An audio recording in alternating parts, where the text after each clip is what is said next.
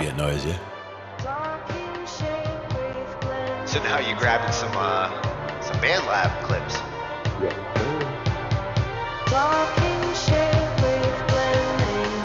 Now for me, that would also be something where I would use like volume automation and like bring that from the bottom, like bring it in and then bring it back out. Kind of.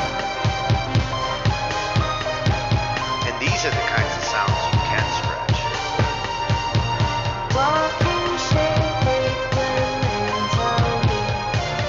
With this AI, like stretching it actually can be cool.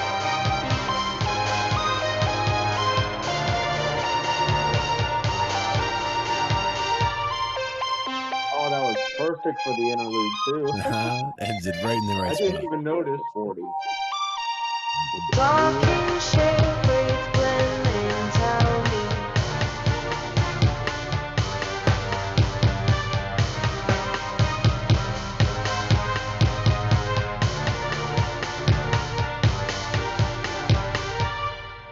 didn't even realize the texture faded out at the interlude until it happened. I'm like, wait a minute. Sometimes you just, it was just meant to be that way.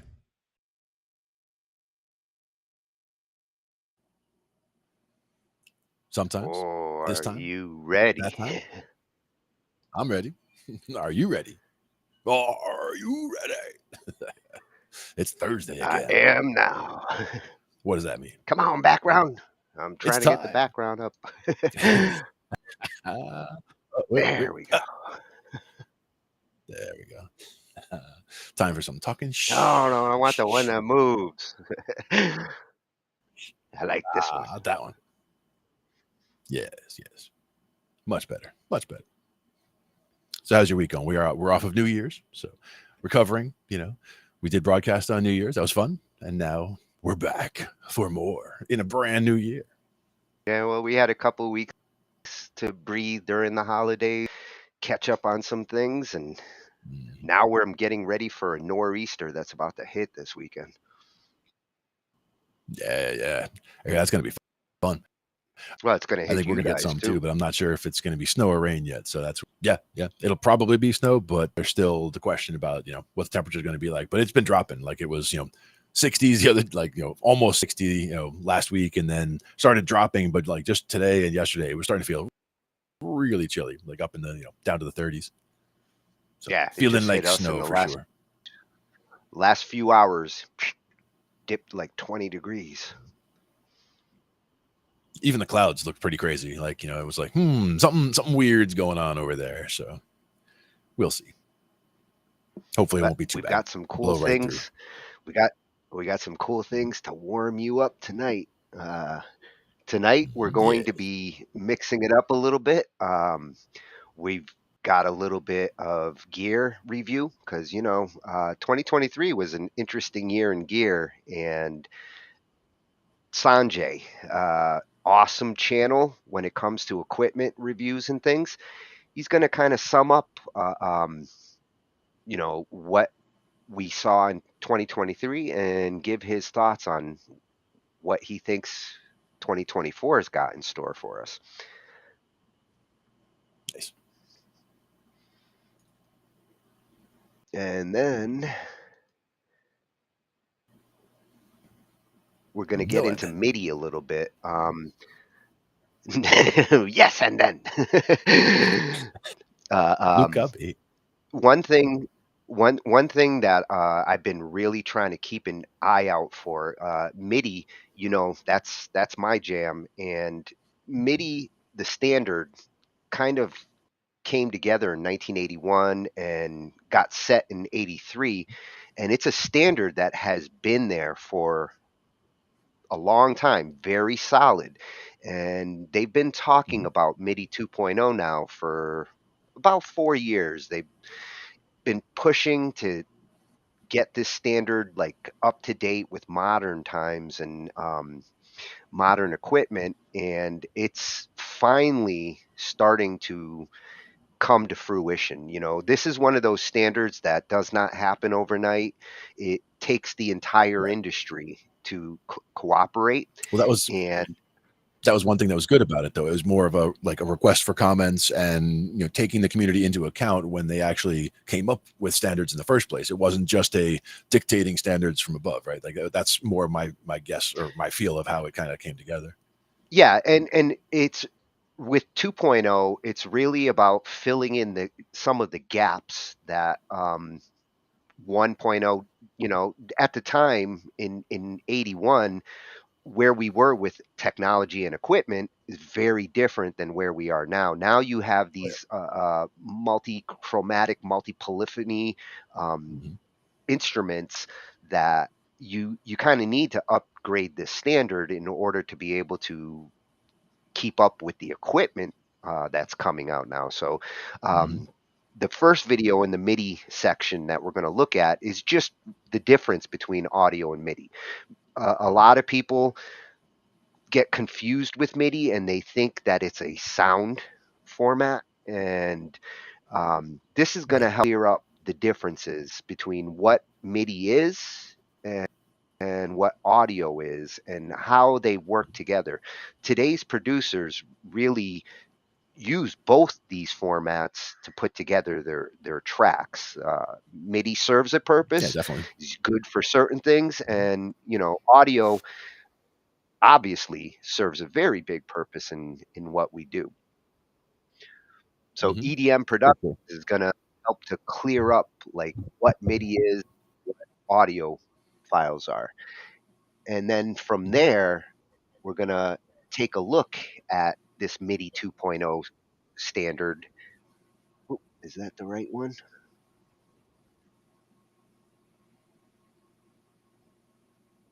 Oh, First giant upgrade to MIDI in decades is here. Yeah. Looks like the right one. I see classic versus smart quantize. Basically, the video looks the same.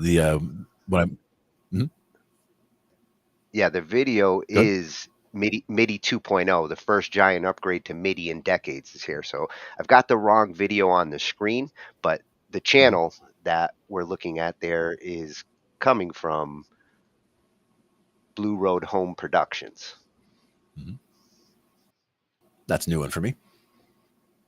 Yeah, this was a fresh one for me too, and one that I will be checking out because he is getting into this MIDI 2.0 standard, and what his video is going to do is talk about why they're doing it, what it's going to bring to the table over version 1. And the next one that we have is going to be coming from Jürgen McGraber, and this kind of complements it because in the last 6 months they're finally starting to produce some MIDI 2.0 controllers, and that's why all this talk is starting to happen, because now the gear is coming into play, and Jorgen's going to talk about some of the equipment that's out there and whether it's ready and what it might be missing. And that's that one. Yeah. Channel for that video. It's weird. Now I'm sharing per tab, so I have to click that tab. Yes, indeed. So that'll take us through where MIDI is going, and then we're gonna kind of come back to home, and we're gonna get into some Bandlab tips. They just put out a new video on 7 ways to make your tracks more atmospheric, and the ambient sound that we're seeing a lot of these days. Very popular. People like that mood, and Bandlab's doing a good job of starting to put out some good tutorial videos, and they're going to show how to get that atmospheric sound. Very cool. And after that, one that we started looking at last week, the Cakewalk Next beta, which is now public beta. So if you guys go check on the blogs.bandlab page, you'll see a link to the Cakewalk Next, and you can download the beta. If you're comfortable with the Bandlab editor, you're going to really like Mhm. Cakewalk next because it looks a lot like the Bandlab editor. But the cool thing is you are now going to get VST support and buses. Yeah, VST and buses, because I know you were waiting for the buses, and I think everybody was waiting for the VSTs. well, the VSTs was a deal breaker Everybody for happy. me. I like it. Half of my mixing requires certain VSTs, so that's a big one. And the buses Mhm. is the only way I mix, so they kind Yeah, of and that's all are. about workflow. Yeah. And as a bonus, you'll also notice that like the Bandlab effects and the things that you've Mhm. already set up and your presets over there, Mhm. they come over to Cakewalk next. So you get Mhm. all those Bandlab effects, you get those loops, all that cool stuff that you get over in the online editor, you now get in a local application that gives you a lot more power. So this is I think something I saw that's that as a really tip from exciting to see. somebody when they pulled in a project from Bandlab that they had already done in the past. They pulled the project in, and it brought their presets or their settings in. So I would have to see if that was if that's exactly what happened. But I think that's what I was hearing from what I saw. Yeah. Me and Mavi the other night were kind of digging into this, and he managed to bring his effects over, and the presets and their settings came with him. Nice, very cool. So very cool. Something worth looking at for all you Bandlabbers. And this one's actually we did look at this a few months ago when the beta first came out and it wasn't public. And Audio Tech TV. Right. I think that's the episode where I found this channel, and I have been just soaking up all his videos. Zane, awesome channel for everything to do with music production. So it's worth a Yeah, second look at this.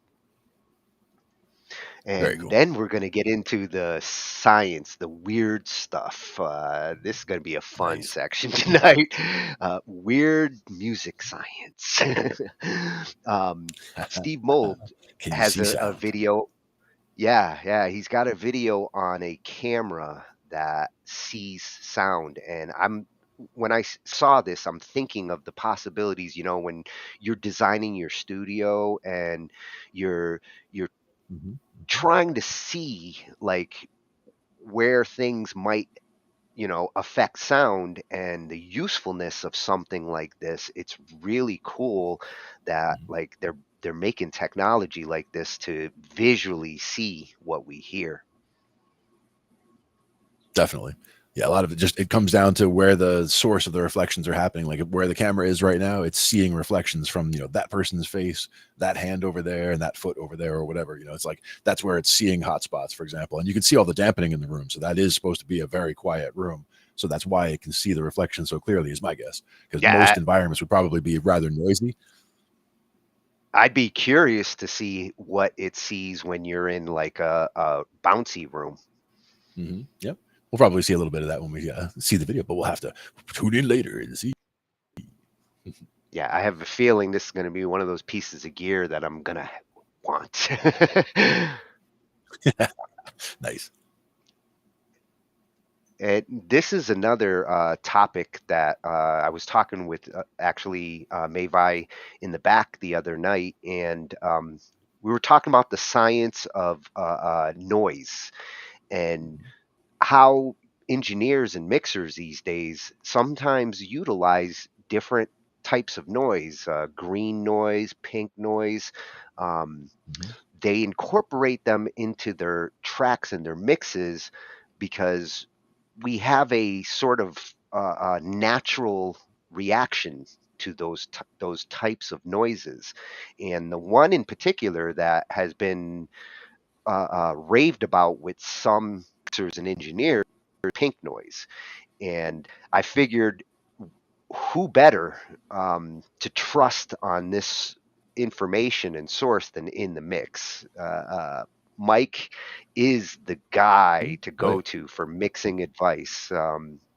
One of my favorite channels that we've been introduced to since we started doing all this stuff. Definitely. Always good stuff there for sure. Yeah.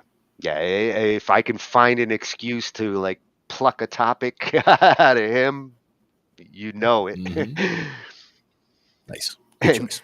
then to continue with the weird stuff for the drummers out there, this is another channel that I found when we did our little drum segment a few episodes back, and there's some crazy stuff in in this video. He's going to show the weirdest Mhm. symbols on the internet, and you'll get some ideas.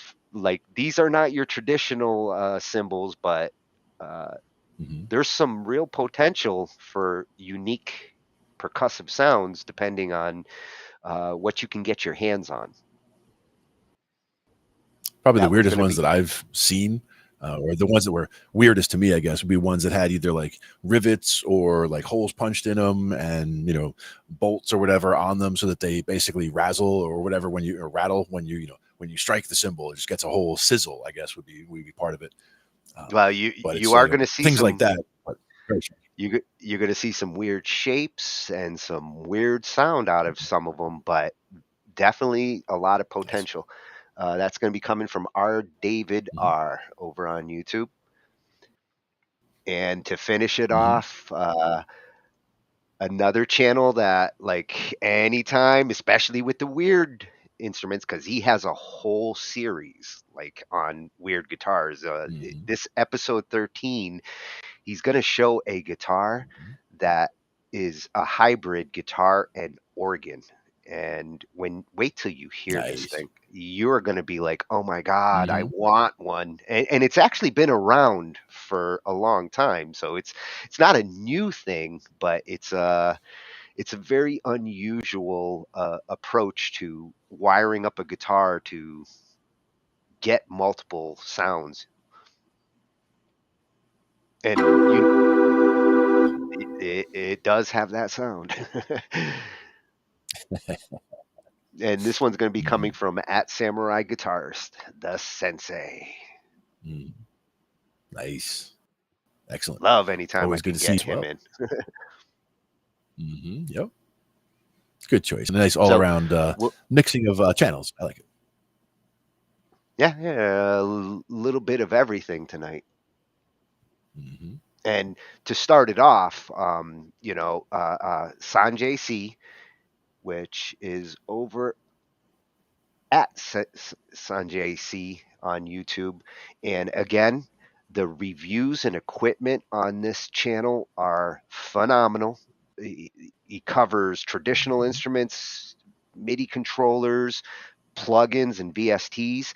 And what I liked about this video is this nice summation of all the things he saw in 2023, his analysis and the data that he saw from response from his users on which gear people really liked and which topics. So there's a lot to soak up in this one quick summation on trends that are going on in gear and equipment.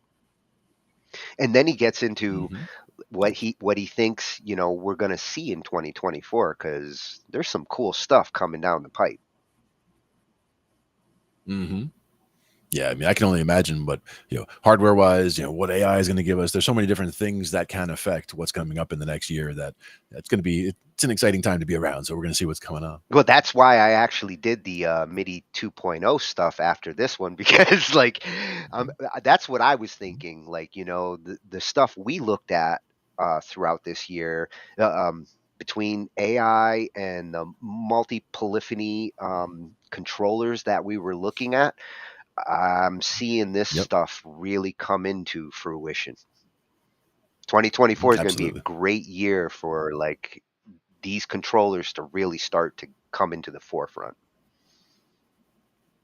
absolutely. So let's see what's coming. Music gear Boy, and where we've been. 2024, and where we've been.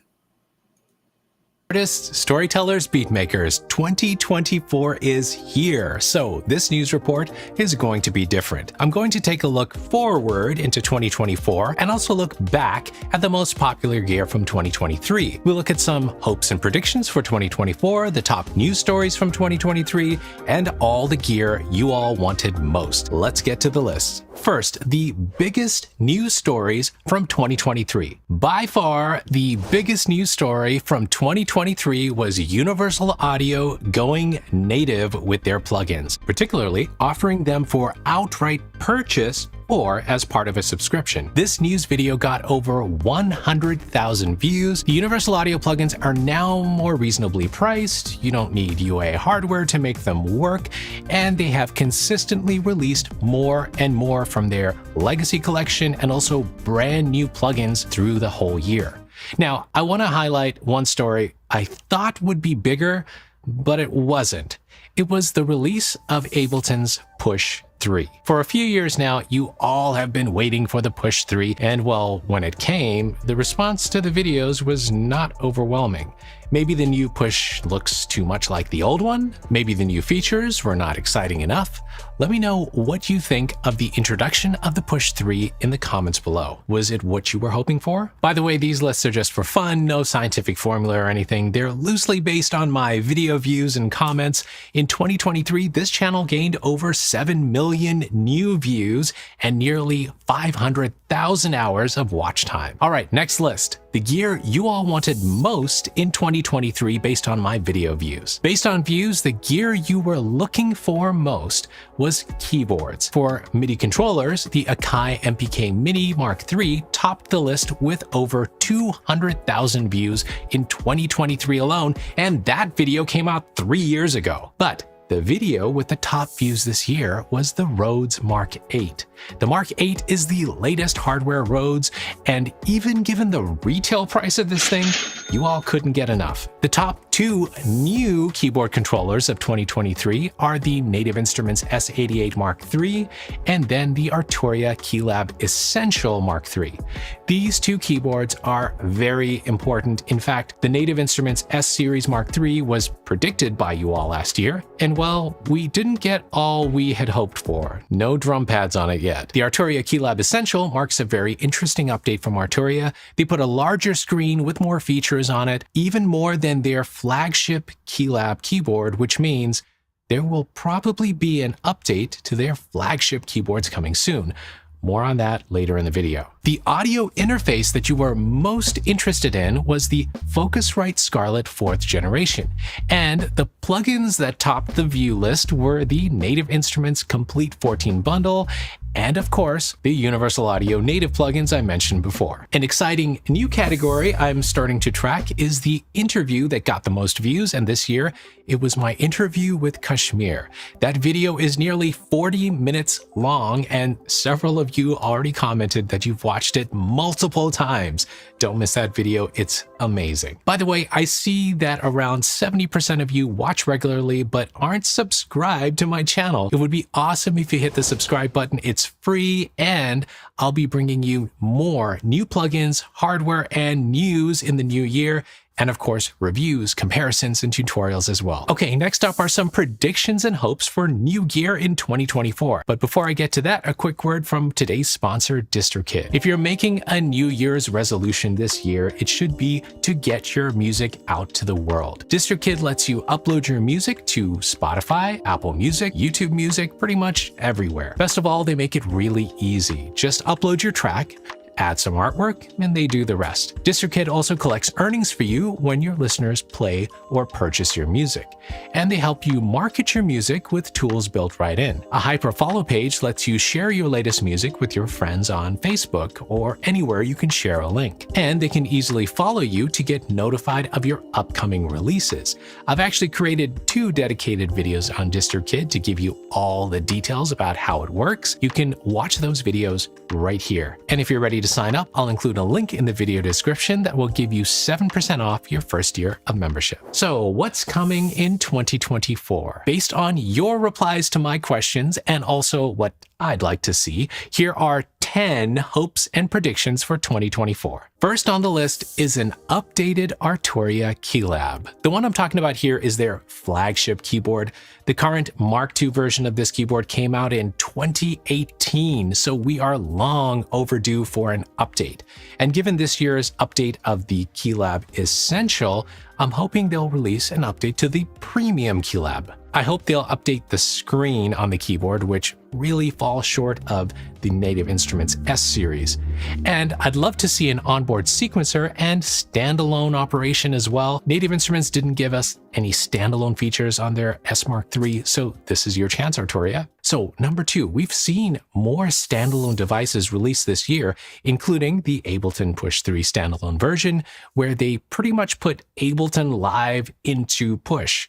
We have the Machine Plus that does the same as well. I'd love to see other companies start to give us untethered versions like these. What do you think? Is this something that you're looking for in 2024? Comment below. So what about plugin predictions? Well, I expect to see AI popping up in more and more plugins. Some companies are already going overboard with the AI marketing, but I do believe the AI potential in plugins is truly useful. Sonable has done a great job in producing plugins with AI that truly feel like they're making use of AI. They released the One Knob Pure series of plugins this year, and they work very well. We're seeing other AI tools for music production, including Output's sample pack creation tool that was announced not long ago. It's still in beta, so we'll probably see that mature in 2024. I've also seen some AI-assisted chord progression tools emerging, which certainly helps the song creation workflow. Okay, what else as far as plugins? Well, last year I mentioned my hope for an update to Sound Toys plugins, and well, we didn't see that in 2023. Again, another one of those things that is long overdue. Number 5 is more mergers and acquisitions. We saw some huge acquisitions this year, including Moog being acquired by InMusic, and more recently, Rode acquiring Mackie. Mackie is not a small company like Moog, so these are some big moves. We also saw Baby Audio acquire Denise Audio. I'm sure we're going to be surprised with more of these types of mergers in 2024. Okay, I've got 5 more predictions, but I want to hear from you as well. What do you want to see in 2024? What are your predictions? Leave it in the comments below. All right, next up, we've seen some incredible audio interfaces come out this year, including the Focusrite Scarlett Gen 4, the premium Neumann MT48, but one interface that tops a lot of lists still needs an update. That's the Motu M2. I'd love to see Motu come out with a new budget interface with some new features. They may want to join the auto gain trend or give us some other preamp flavors built in. Let's see what happens. Spatial audio. This has been an up and down journey through the year. There's been so much talk about it at music conferences like NAMM and AES this year, but at the same time, there's been a little pushback from home producers. I'll say this. Audio companies are adapting their products to Atmos, spatial audio. So the tools are going to be there. It's just going to be up to you to decide if you want to use them or not. Okay, the next thing I'd like to see more of is virtual studio products, things like Slate's VSX headphones, SonarWorks virtual monitoring, and even Universal Audio's Sound City plugin and their new modeling microphones. All of these products put you in a new studio environment and either let you hear your sound differently or process your sound in a virtual way.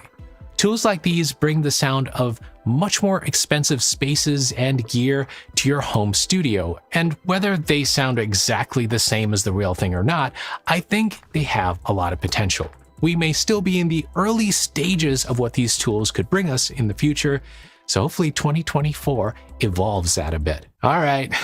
More subscription plans. I already predicted this last year, and yeah, it came true, but this one was kind of obvious. Yep, more companies have released subscription-based products in 2023, and I think we all expect to see more in 2024.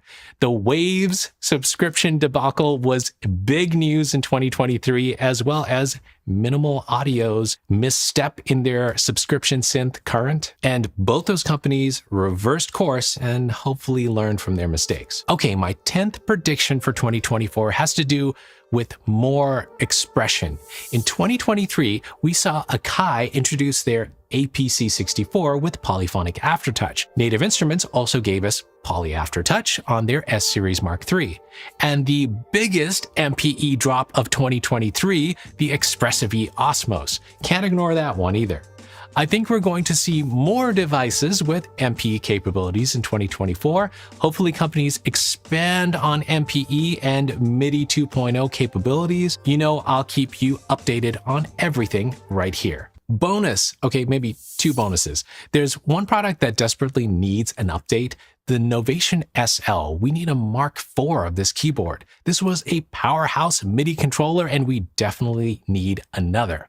And another product you all really want is the Machine Mark IV. All right, that's it for the hopes and predictions for 2024. If you'd like to watch the best videos I released in 2023, you can watch them right here. Here's wishing each of you success in the new year with your music. Keep learning, keep sharing, and keep making the music you love. See you next week.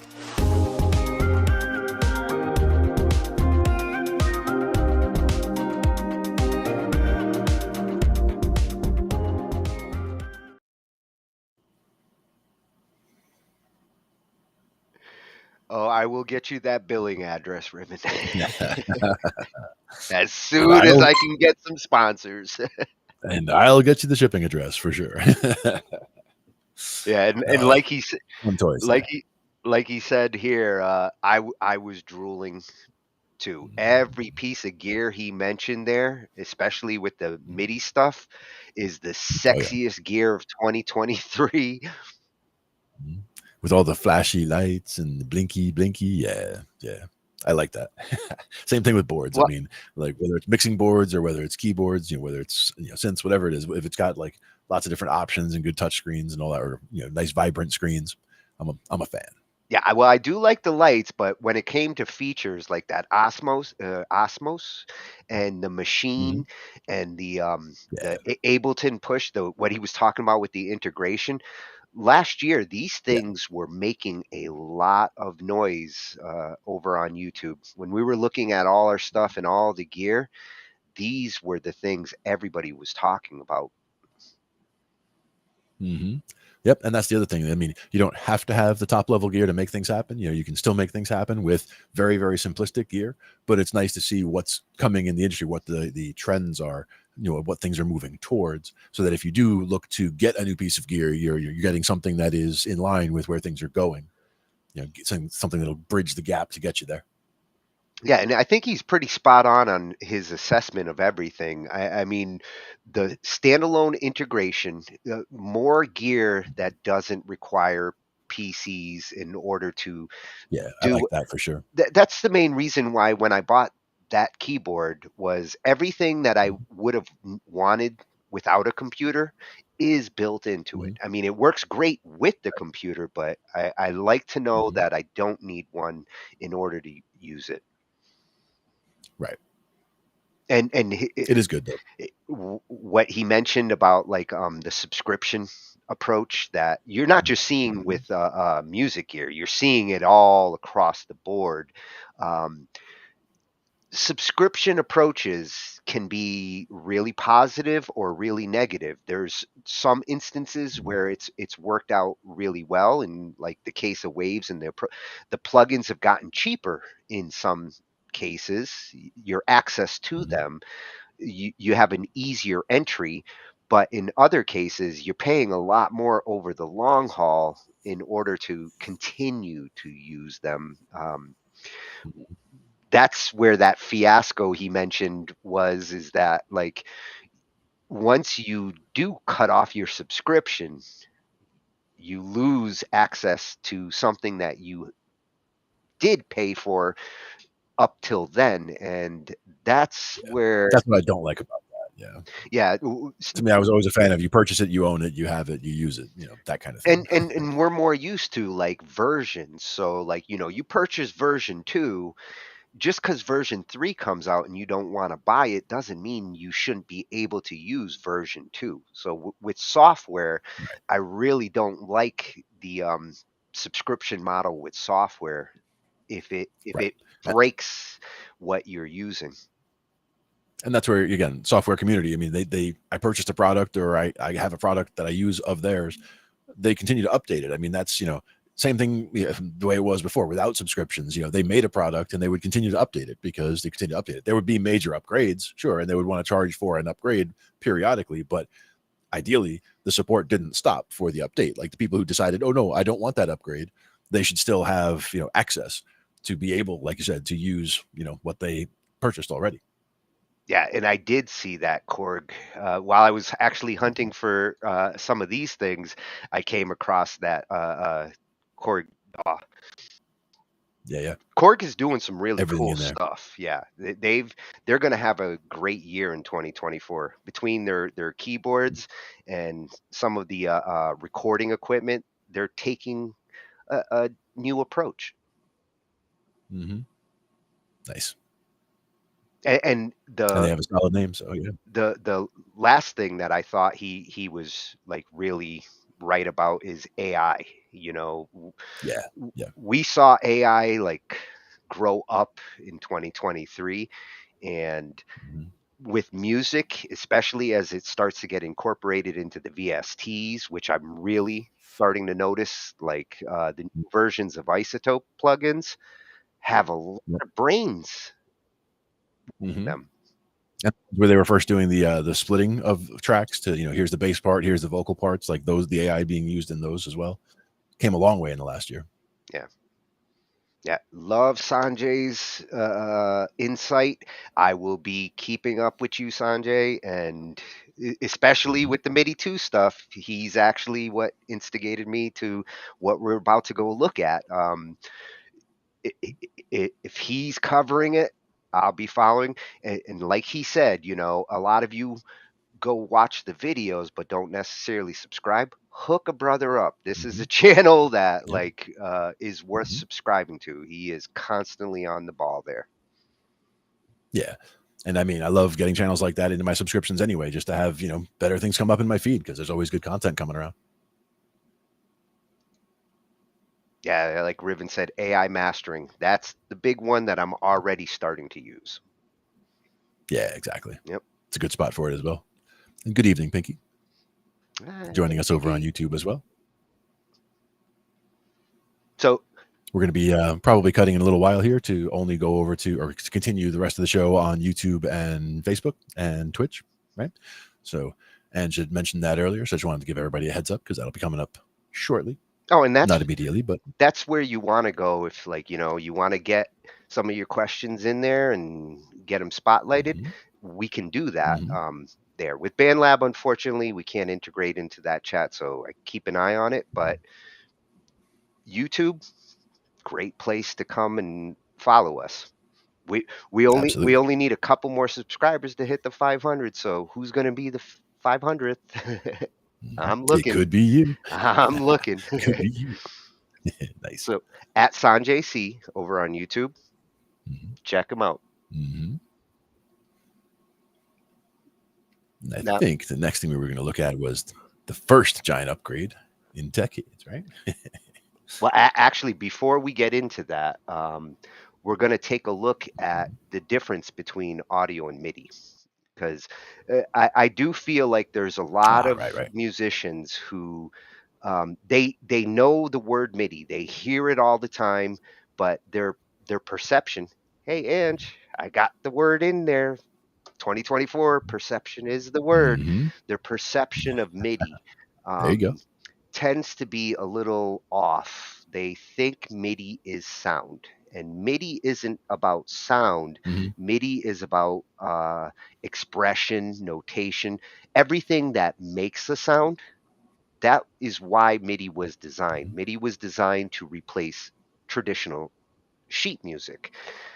They wanted a way to do all the things that we used to do in sheet music and be able to talk to equipment and tell it, play this note, play it this hard, use this patch. Digital parameters. Yeah.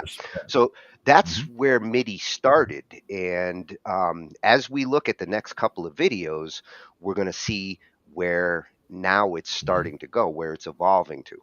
But before we do, this is a great video that just kind of explains the difference between audio and MIDI and how engineers use both and where each serves a different purpose. Mm-hmm. Uh, Nice. the- And this from the channel of Luca. yeah, at EDM Prod, EDM Productions, tutorials, podcasts, Mhm. and resources on production, Mhm. which I'm Nice. all about. Mm-hmm. Production is good. Let's see about the difference between audio and MIDI. Versus MIDI. Today we're going to compare which is better at particular tasks to make your production workflow, hopefully a whole bunch more efficient. First major difference here is that audio is much more visual. This is also the reason why I encourage beginner producers to start off by using audio. It's just easier to comprehend because we can actually see the waveforms themselves. We can see where things are getting louder and quieter, and it's much easier to visualize the rhythm of the track. The second big reason is that we need to get familiar with all of the audio editing tools that we have at our disposal. In audio, we can directly manipulate the waveform. You know, we can cut things, we can reverse things, we can duplicate things, we can fade clips together like this, we can stretch and warp things, and so on. So in audio, I have my sample, and if I create a copy, then this one now behaves independently to the last one. MIDI, on the other hand, I have my sample down here, and we're triggering that sample to play over and over.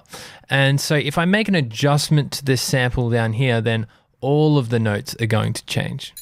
This also gives us really quick access to all of the parameters on the sampler device that you're using. So in this case, I've got Simpler here, and I've got this volume envelope, and I can adjust it just like this.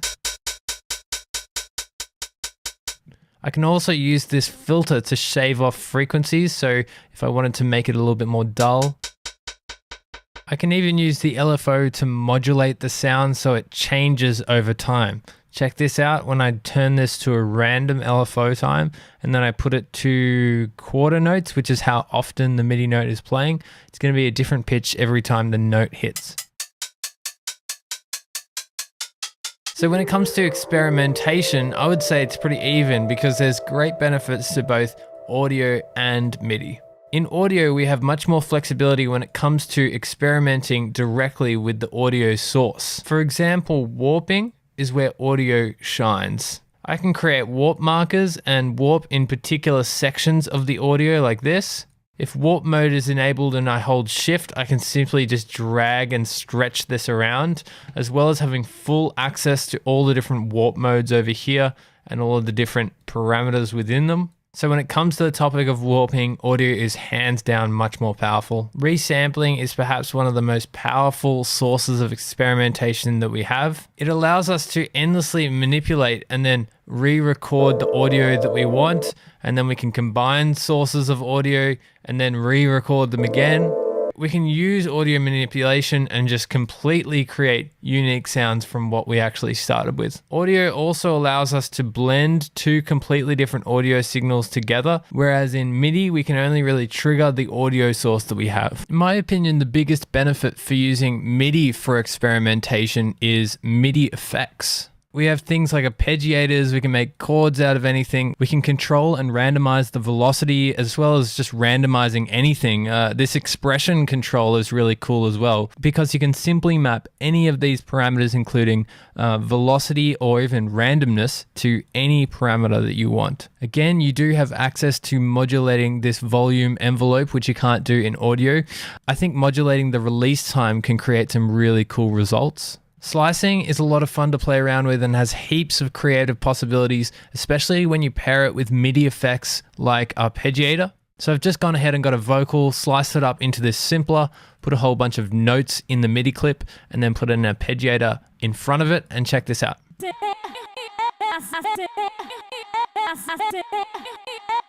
So that's already a nice groove that I could build a track around. And remember, you can always freeze and flatten your MIDI tracks into audio if you then want to take advantage of the audio editing functionalities. So for experimentation, audio is more hands-on and better for direct manipulation, whereas MIDI is better for probability, randomness, modulation, and having fun with things like Max for Live devices. Which brings us into drum programming. As I said earlier, if you like to use audio just because you want to see the waveforms, then that is totally reasonable. I prefer to use MIDI because I like the sort of hive mind mentality that it has. If I want to make an adjustment to my kick drum, so let's say I'm going to shorten it over here, then I want it to apply to all of my kick drums. Programming your drums in audio is essentially allowing each individual drum hit to have its own individuality. Working with grooves is a little bit easier to do in MIDI as well. You can see that it just changes the start points, whereas in audio, when you apply a groove, it warps the sample to make it swing, which is actually kind of degrading your audio quality a little bit. You can easily replace all of these samples at a moment's notice. This can also be done in audio over here, but the thing is, if your clip is consolidated like this, then it won't work. And also, if you have the same clip across multiple tracks and you replace it, then it's going to replace all of those audio clips no matter what track they're on. So it can be done, but it's a little bit clunky. Over the course of a song, we have hundreds of drum hits, so in MIDI, my project ends up looking a lot cleaner. And my favorite benefit of using MIDI is layering. I just need to make a group and show the chains, and then all I need to do is drag another sample in here, and it will layer them up, and the same MIDI note will trigger both of the samples. That's not to say that I don't use audio. I definitely use both, especially when it comes to one-shot things. Audio is really useful, like percussion, effects, and crashes and things like that. So again, audio provides a bunch of creative flexibility if you want to use the audio editing functions, warping, resampling, and prefer to see things visually. But then on the flip side, there's a whole bunch of benefits using MIDI as well. So I would recommend using both. When it comes to sampling, audio and MIDI can both do lots of the same functions, but they just work in different ways. I personally really like the workflow of sampling from long stretches of audio, sort of just experimenting and dragging it around and seeing which bits sound good. It makes it really easy to extract parts that you like, drag them off, and then start working with them straight away. When I'm sampling from drum breaks or just drum loops in general, I've been really enjoying using MIDI. The slicing function is really powerful. Go check out my how to make breakbeat video if you want to learn more about that. If you want to play your sample chromatically, then MIDI is the way to go. It's really easy to do that. Or if you just generally want to turn any sample into a synthesizer and then play it, you can do that in MIDI. Audio is great for one-time uses or things that are happening infrequently, like in transitions and effects. Whereas MIDI is something that you usually want to program, play, or be triggered over and over. So just to recap, audio is more hands-on. It's physical with how you can cut, edit, and warp the sounds directly. Whereas in MIDI, you're triggering a sample. So you've got this kind of hive mind connection between all of the notes, but it also allows for a lot of creative possibilities when you mess with that trigger. So I hope the summary has been useful. Let me know in the comments below which you prefer and why. If you've enjoyed the video, remember to like and subscribe to the channel. It really helps us out a lot. Otherwise, thanks for hanging out, stay safe, and I'll see you in the next video.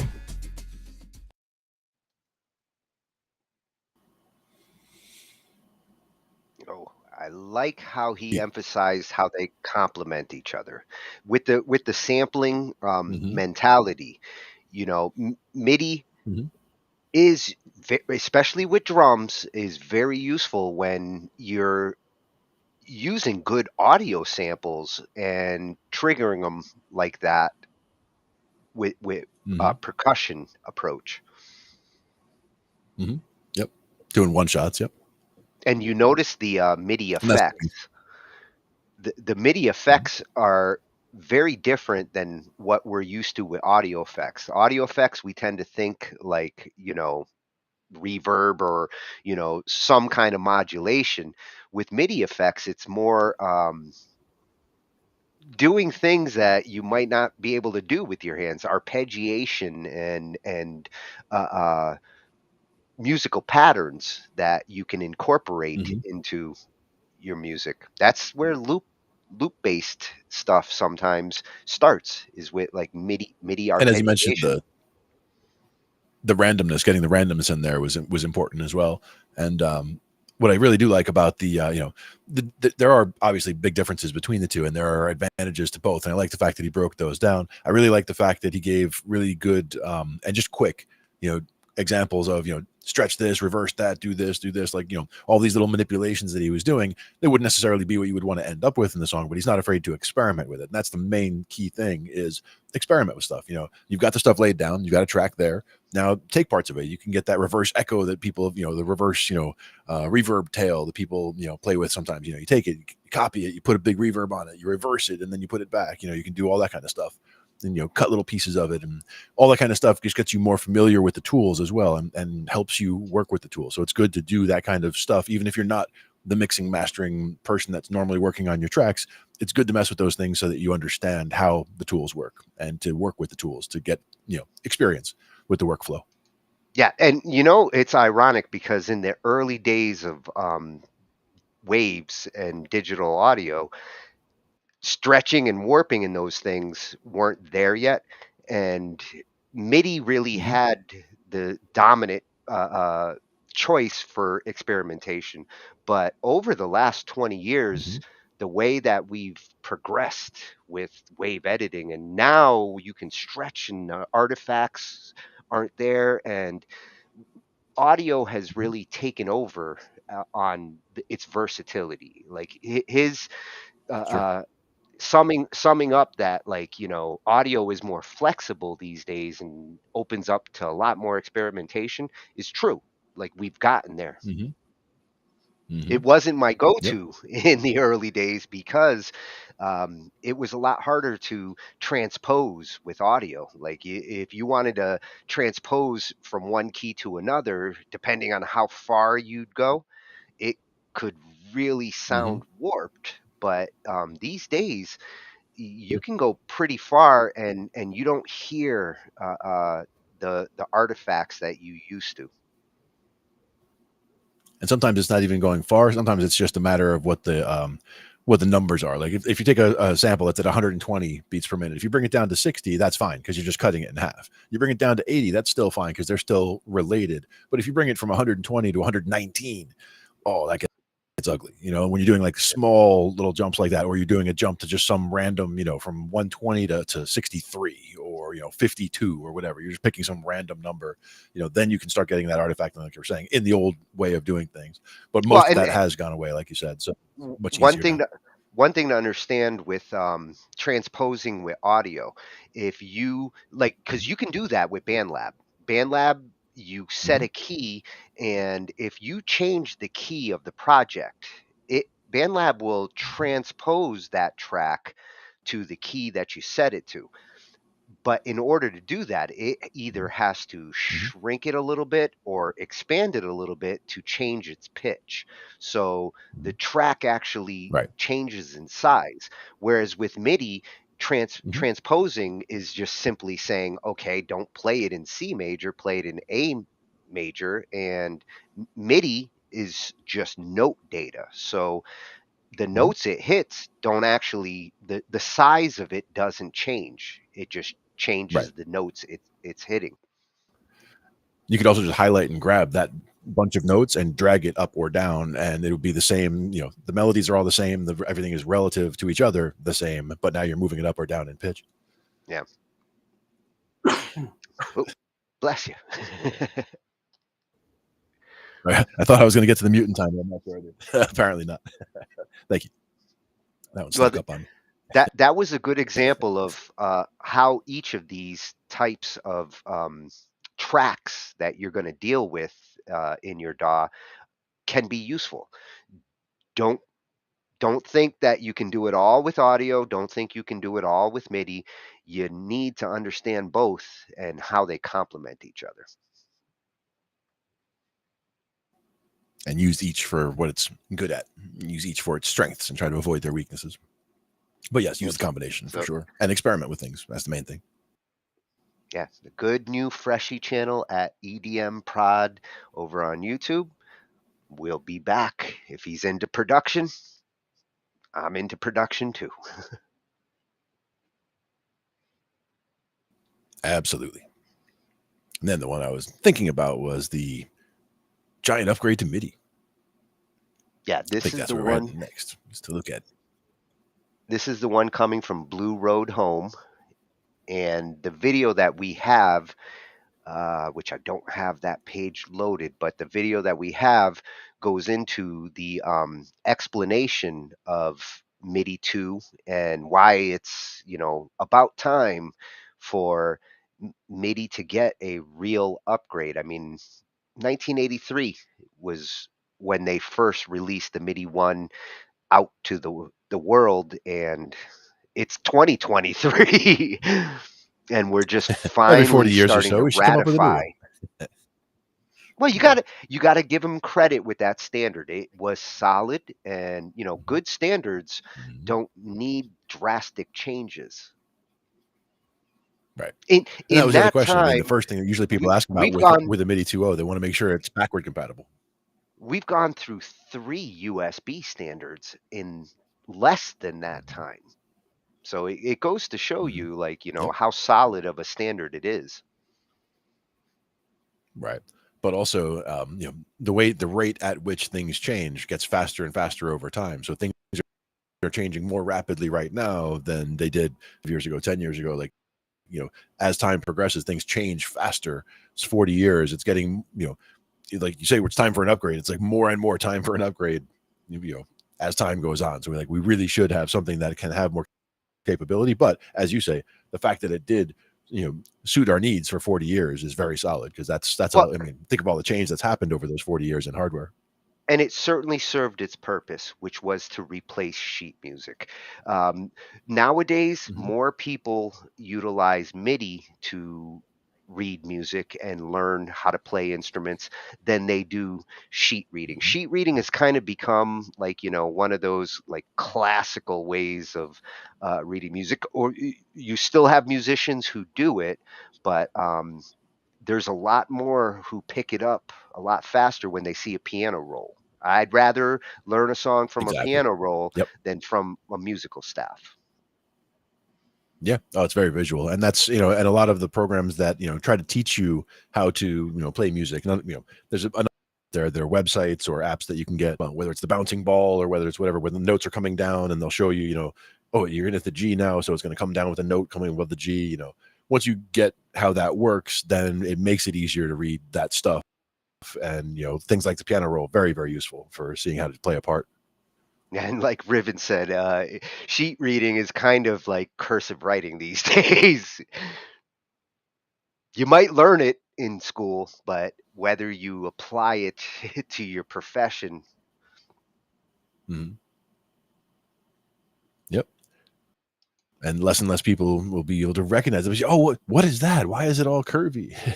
Why is the writing all curvy? Well, that's the No, it when I looks was a kid, they used to teach us to write like that in school. it slapped me with a ruler when I didn't write it right. Yeah. Well, I never had to deal with that for sure. Nobody But we wants to did learn how to slap a write squiggly. giant. Who wants to slap a giant in the hands? And I was for the whole time. I was like every year school picture. It's like there's me in the middle, in the back, standing up, tallest. Everybody else kind of out from there. One of those things. But it was really between 8th grade and freshman year, because at the end of 8th grade, I was probably, or in the middle of 8th grade, I was like 5'9", and then the first day of freshman year of high school, I was 6'3". So I, like, over the summer almost, I grew those 6 inches, and it was just, I was a big kid, so nobody was Oh, messing with me as a freshman for sure, or better. the growing pains But I that was a year. jolly guy. I've never always been very friendly. Yeah, yeah, growing pains are real. That's the other thing, is a lot of people don't, they hear the expression growing pains, but yeah, like waking up in agony, with your knees or your back in major pain because your body is like stretching faster than it's supposed to. It's it's not fun, but it's one of those things you deal with when you're a giant. It's all good. I found it. So his page was on Yeah, Blue Road Home. the address on YouTube is at Blue Road Home, and this Right. is the video that we're going to be looking at. MIDI 2.0, the first giant upgrade to MIDI in decades. Yeah. Many decades. We're saying 4 at least. But major upgrade time. Let's see what we got. MIDI 2.0 is here. What does that mean for us? Let's get into it.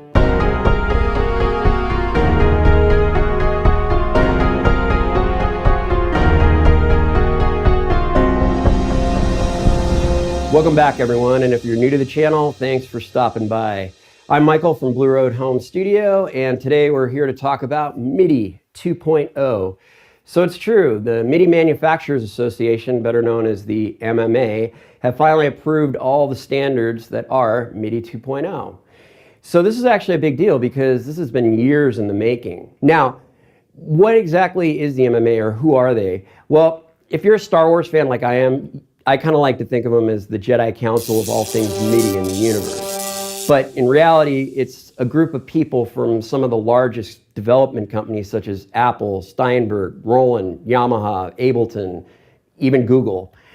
And the reason it's comprised of people from all these different development companies, some smaller and some that I didn't even mention, is because MIDI itself, it has to be universal. So everyone has to be on the same page as far as all the standards for MIDI. You don't want to be adding adapters and trying to get MIDI equipment to work together. No, it's one universal standard. Before we get into some of the advancements of MIDI 2.0, let's take a quick trip back into this nice little corner in time that was 1983. Yes, it was the year when Star Wars Episode 6, Return of the Jedi was released, along with some other iconic movies such as Superman 3, War Games, and Octopussy. IBM released the PC XT, Microsoft Word was first created, Mario Brothers was released as a Nintendo arcade game in Japan, Michael Jackson performs Billie Jean and introduces the moonwalk, Ronald Reagan makes his initial proposal to develop what is now known as the Star Wars program, and you guessed it, MIDI 1.0 came into the lives of musicians. This was a big deal back in the day because this is the first time that a synthesizer could actually be connected to a computer. And it ultimately changed the way music producers and artists alike would make music. It also defined a new sound in music, helped us with MIDI orchestration. It helped the electronic music industry get where it is today. So let's get into the advancements of MIDI 2.0. Our current version of MIDI can only send messages in one direction. It's a one-way street. So my MIDI keyboard can only send messages to my computer and they can't talk back. But now with MIDI 2.0, that all changes. MIDI messages and data can be sent in two directions, back and forth. So that one-way street or that one-way road has become a two-lane highway. And now MIDI machines can actually talk to each other. They can converse with each other. And they can recognize each other's profiles. And by profiles, I mean all the presets, all the pan knobs, all the MIDI controls, the parameters. All of that can be recognized and it can be automatically mapped. And this is done through a process called property exchange. Now, this property exchange that will recognize profiles will also probably take place with software. So if you're using Omnisphere by Spectrasonics, let's just say for an example, so now your MIDI controller will be able to communicate with Omnisphere. So all those filter sweeps and parameters will be automatically mapped to your keyboard. So this is going to be a huge time saver for us because imagine all the times that you've sat there with a software instrument and you've individually mapped all the different controls from that software instrument onto your controller, onto your pan pots or your MIDI faders, whatever it is that you're using to control those. So it's basically plug and play, good to go. Now, probably the biggest upgrade is in the resolution of both velocity and control. So with MIDI 1.0, we have a control resolution of 7 bits. Now 7 bits equals out to 127 steps or 127 values. You should recognize that number 127 because let's take the example of a MIDI note. When you're changing the volume of a MIDI note, you have between 0 and 127. 127 being the loudest, 0 being the quietest. Now, with MIDI 2.0, that resolution is going to change to 32 bits. Now, that's huge. That's a huge number because it actually equals out to over 4 billion steps or over 4 billion values. I'm not even going to say the number, but it's right here. It's too long. Now, this is This is kind of insane because we probably won't even be able to use those values. I mean, picture yourself changing the volume of a MIDI note and you're going between 0 and over 4 billion. Now, you can kind of see you probably don't have room enough on your screen for the knob. And also, it's ridiculous. But it's actually great because we will probably be able to use some of that. And ultimately, according to the MMA, it's going to make our controls much, much more like an analog control. It's going to be a lot smoother. So we will definitely be able to use some of those extra values, some of them, at least for right now. And you're probably going to get just smoother transitions. You'll have a finer tuning, if you will, of all your MIDI parameters. And then also the velocity of note on, note off is changing to 16-bit. So it's upgrading to 16-bit.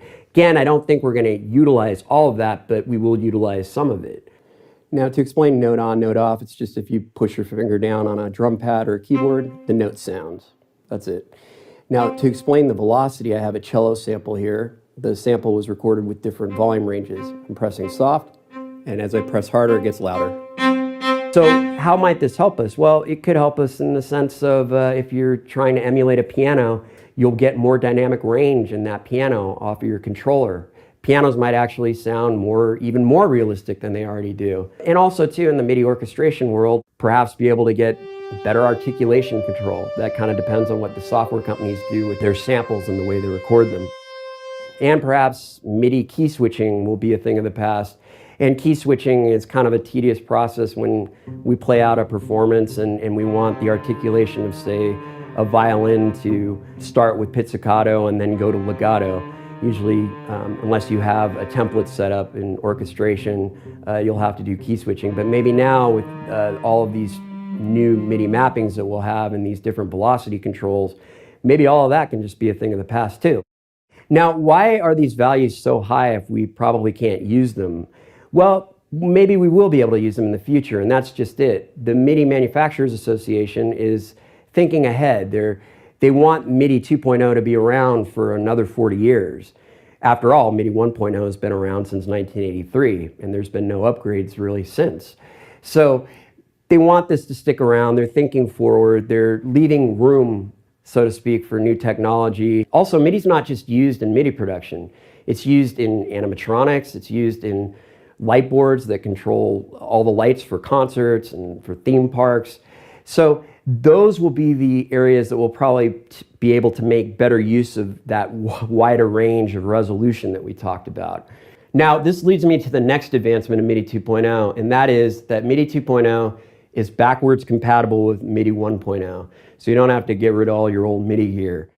And the way this is going to work, if you have a MIDI keyboard or a MIDI controller or any kind of MIDI device that is capable of receiving firmware updates, will most likely be able to utilize all the functionality, or at least some of the functionality of MIDI 2.0 with a firmware update. The reason it's good that MIDI 2.0 is backwards compatible is because we have some older pieces of gear that can't get firmware updates. For instance, I have a couple old sound modules that I still like to use. They don't connect to my computer and they won't get firmware updates. So these will remain MIDI 1.0 devices. So through a process called protocol negotiation, how's that for technical, these devices will still be recognized. So in other words, if you have a MIDI 2.0 device, it will call out and send a message to that MIDI 1.0 device. And then when it doesn't hear back from that MIDI 1.0 device, it'll be like, oh, okay, you're stuck on MIDI 1.0, but that's okay. I can still use you. I can still work with you. Now, we've just barely touched on what MIDI 2.0 can do because, truthfully, we don't really know yet. A lot of this is going to be up to the manufacturers and the software developers to utilize all these new resolutions and these new advancements in MIDI 2.0 technology. I think we'll be seeing newer types of keyboards that come out.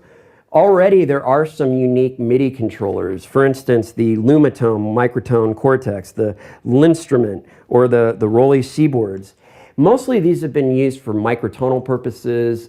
Sometimes in MIDI orchestration, you can get really good vibratos, obviously. But I think now these types of controllers are going to take on a whole new meaning. They'll be able to utilize a lot of these different MIDI capabilities. And perhaps it is a window into what MIDI controllers are going to look like in the future. Again, this all has to do with the developers and what they decide to do. As far as orchestral sample libraries, perhaps they'll record their samples in a different way that can utilize all these different velocities and all these different resolutions. Now, however all of this evolves, I guarantee you we're going to have new and interesting ways to create music.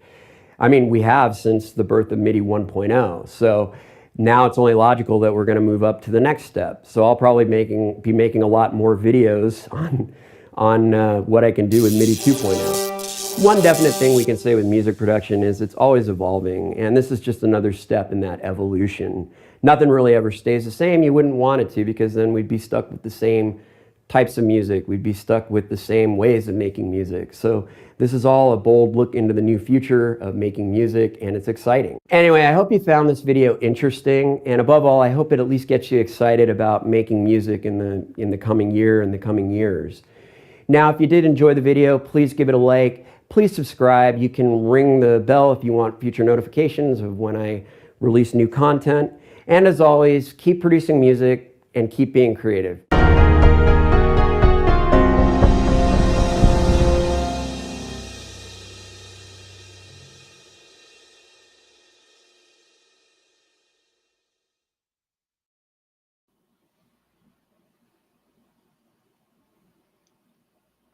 Oh yeah, some cool things coming with this technology.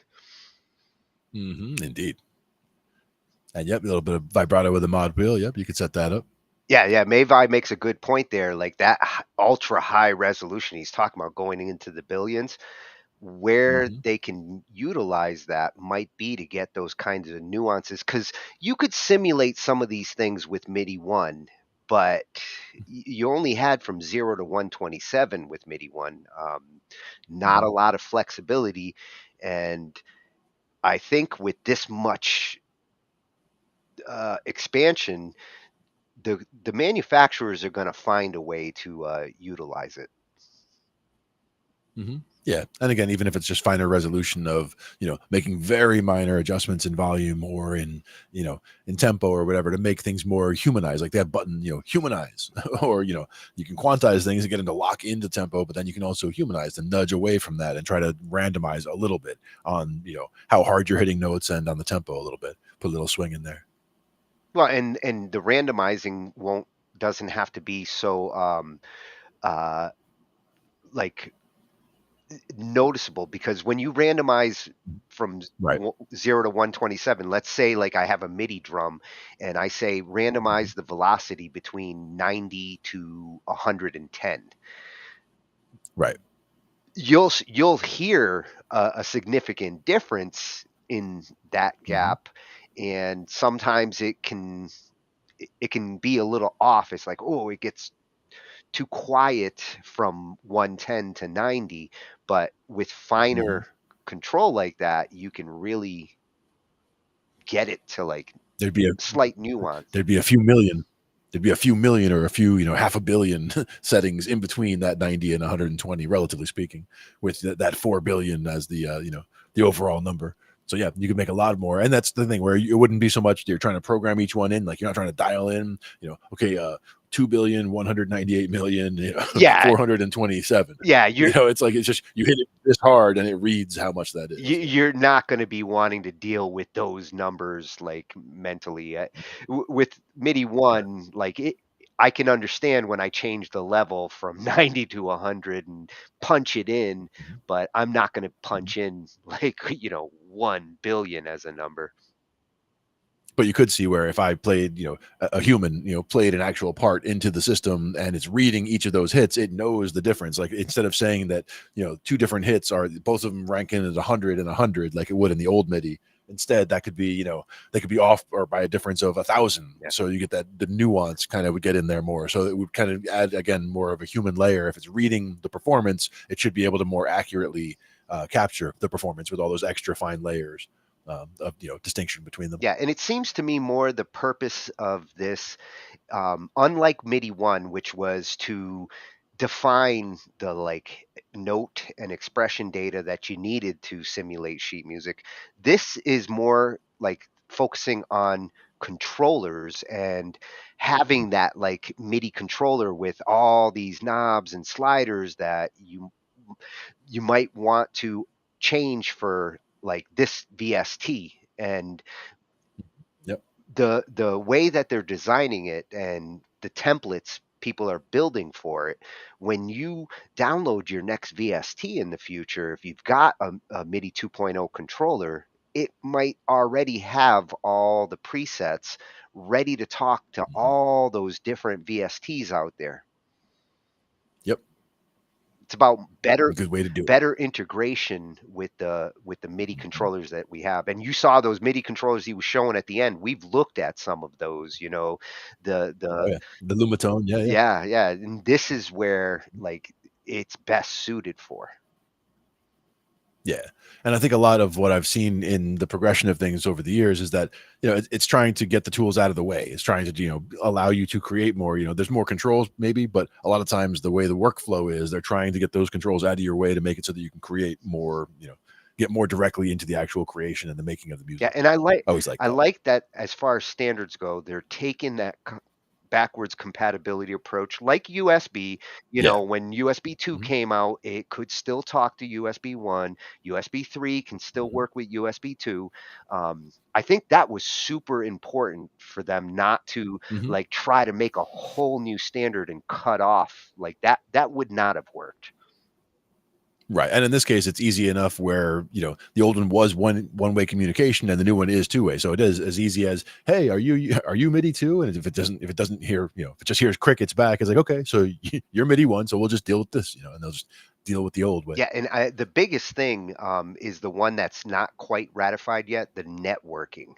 Mhm. Yeah, The yeah. ability to send MIDI data over networks, which can the internet, like I'm hitting a key over here and I'm playing your keyboard over there. You can actually do that now, but you have to. Mhm. It's slower, it's clunkier, and if this is going to simplify that, then the idea of like being able to play a keyboard in one part of the world that's triggering a keyboard in another part of the world is going to be a reality. Mhm. And a cool reality at that. And you know, like MIDI isn't just about sound and keyboards. They use them for lights, they use them for automation. MIDI gets used in a lot of different production uses. Mhm. You could be controlling lights to a concert across the world. Mhm. And as the latency cuts down, that's the main thing. Yeah. That was always the problem with, you know, remote stuffs. Well, having it incorporated into this protocol and having it supporting network transmission like that, not only speeds things up, but also simplifies like recognition of it. You don't have to load special things in order to get the data over to there. The key to MIDI is it has to be built into the operating system, the hardware. Everything has to recognize it. So as they've gotten the standard finally into play, Microsoft supporting it, Apple supporting it, Linux getting built into the kernels, that's what was necessary for us to finally get Mhm. to this point. Yep. But then the next question is, it's really happening. What you can use right now, but what is still missing? Yeah, like That's the other question. what is it going to take to finally hit home? And I think this is the year. They've Mhm. been teasing it for the last 4 years, and Mhm. last year they started rolling out, you know, some actual hardware. And what Jorgen's going to be talking about here is some of the early adopters of these standards into the gear, and whether it's fully baked yet. You know, we're talking first generation technically. So I'm Right. very curious to see, like, you know, his impression of how it's being implemented. Mhm. Very cool. And which page are we pulling this from? This one's coming from at Moss Grabber on YouTube. Mhm. Nice. Yeah, Moss Graber. Mhm. And he's got a lot of stuff to do with MIDI. So all you MIDI guys out there like me, check him out. The place to be. And I have looked at Let's this check it. this keyboard that he's going to be talking about. Like, this was one of my considerations last year. Nice. Let's see what he's got. So hello everybody, I cannot believe it, MIDI 2.0 is really a thing and it's happening right now. About 1 year ago I did a very critical look at MIDI 2.0. Is it really a thing? Is it really happening? And back then there were first signs that it could come into play and you could be able to use it, not anytime soon, but it will happen. And now some things really show up, so I thought it's time to have a new look at what's now possible. So jumping in, as usual, it gets a bit nerdy, but stay tuned, there is information in this video for everyone, not only for the nerds. But nevertheless, let's have a look at the big picture. So to make MIDI 2.0 work, we need a lot of things. So the baseline here is the specifications, and these are now updated and finalized, so we are good to go. One thing a bit pending is the network. So currently we only have MIDI via USB. If you remember, MIDI 2.0 is neutral from the transport protocol, so which means it's a specification only for the data, and how this data is transported is up to other specifications. For example, there is one for USB and there is one upcoming for network, and there are more pending and more ideas how you can send MIDI around the world. Most interesting for us musicians is that you want to play music actually with keyboards which can talk MIDI 2.0, currently then via USB. But what you nowadays do is not only using your hardware keyboards, you want to record or play music with your computer, be it the PC, Mac or Linux system. So the operating system needs to support it as well for the developers to implement their host, which normally is a DAW, but could also be a non-recording host, and also the plugin manufacturers, and as well some helper frameworks which make life easier for developers. All these things need to talk MIDI 2.0 to make it work. So now let's have a look at all these different details, what is already there nowadays. So let's start with the funny stuff. Let's look at hardware we can buy today. And just by incident, today when I started to do this video, Roland announced the firmware update 2.0 for the A88 Mark II, which was announced in 2020, so 3 years ago, as a MIDI 2.0 capable device, which was simply impossible back then because there was not even the specification available. But today they really updated it, so they can really hold up the torch for being the first one for having a device which you can buy on the market, which really speaks MIDI 2.0. In between, Korg announced as well a device. It's called the Key Stage. Also, it comes with poly aftertouch. It looks, to my taste, a little bit boring, but at least it has, in contrast to the Roland, which has no display at all here, it has some displays, which means the MIDI CI, the support for seeing parameters from a plugin, for example, on the device is possible on this device, which is a world's first as well. But up to my knowledge, you cannot buy it right now, but I guess soon. Let's switch back to the geeky stuff. So we jump onto the operating system. Last time, if you did not see my previous video, it still contains a lot of information about MIDI 2.0. Watch that maybe before to be up to par with what we discuss here. So back then already Mac OS as well as iOS, which I was not sure about back then, but it was also the case, support talking MIDI 2.0, and on a Mac you can already happily develop MIDI 2.0 applications. And by the way, all those links are down in the descriptions and you don't have to type it here. So just check out descriptions in this video. Also, Android in version 13 came already with MIDI 2.0 via USB transport. And yeah, there can also check out here the documentation if you're interested in that. Since then, quite some things happened, a lot of things actually happened, and Linux now supports also MIDI 2.0 in the kernel version 6.5, and this is already now out in the wild. For example, in latest Ubuntu 23.10, which was released in mid-October, it comes with MIDI 2.0 as well. And if you want to see the geeky stuff inside out, which also talks about all the available function methods, you can read that up here in this link.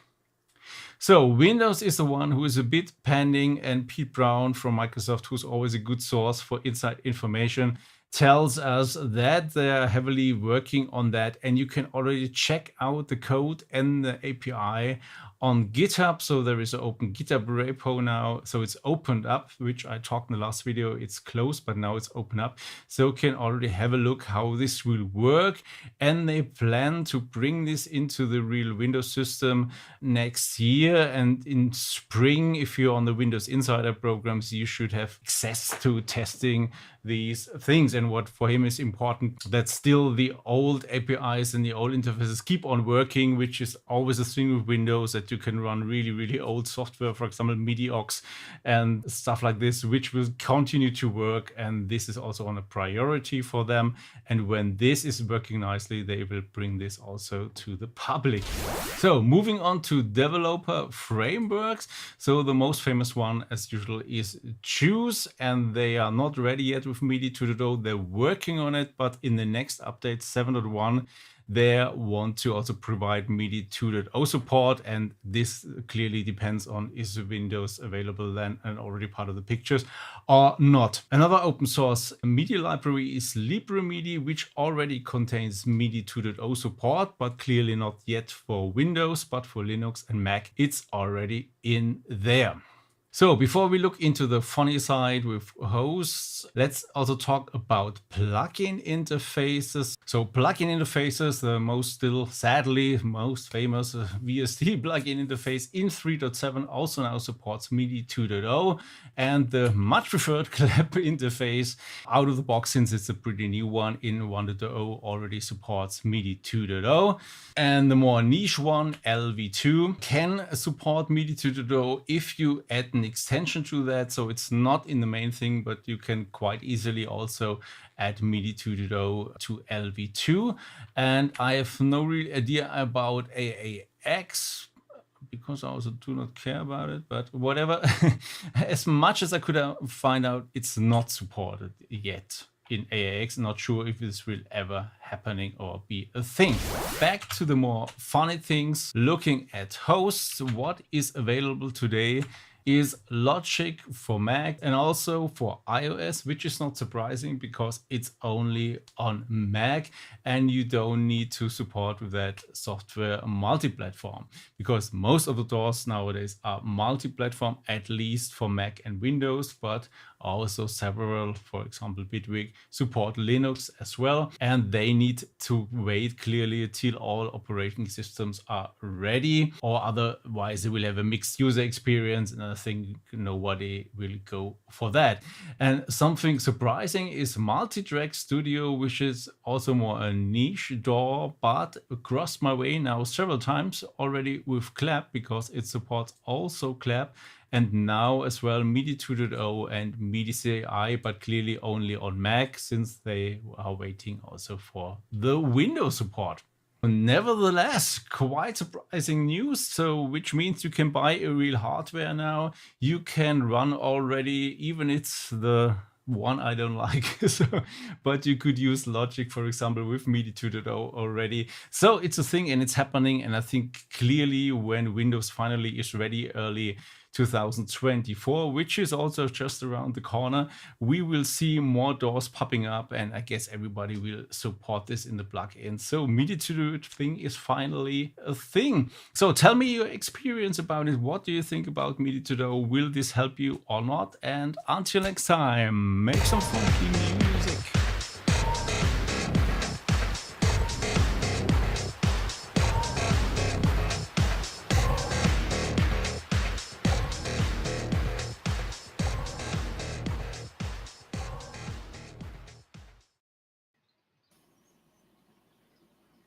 So it is 2024, and we're there. Mhm.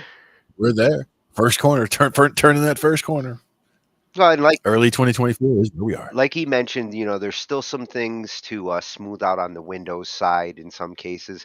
But Mavi was mentioning, like, Bandlab already recognizes his iPad as a MIDI 2 device. So, Bandlab's on the up and up there. Yeah. Nice. Being ready with the times. Yeah, and it is a matter of having the hardware on, like, an operating system, in his case with the iOS operating system, and the hardware over there is already ready, and Bandlab can see that. Yeah. I like that. Good communication going on. Yeah, I see their challenge though with the networking. There, they've got to, not only are they working with the MIDI standards committee, but they also have to work with the networking standards committee. And you know how network standards, they move at like a snail's pace in getting them ratified and implemented. So might take a little longer to get the networking support of it to fully get implemented. It's also a question of what you're trying to implement through the network that you can't do locally or what have you. What exactly are you trying to accomplish, with the networking? Well, in this case, it's about protocols, so it's about understanding the message that's getting sent and getting it over the network and having it understood on the other end. Mm-hmm. But like for the most part, if you're dealing with a couple pieces of hardware, they're going to be physically in the same area, right? So like the networking aspect of it, like you can't, like right now, if you had the two pieces there and there's no networking, you can just connect them, with the way things are at the moment.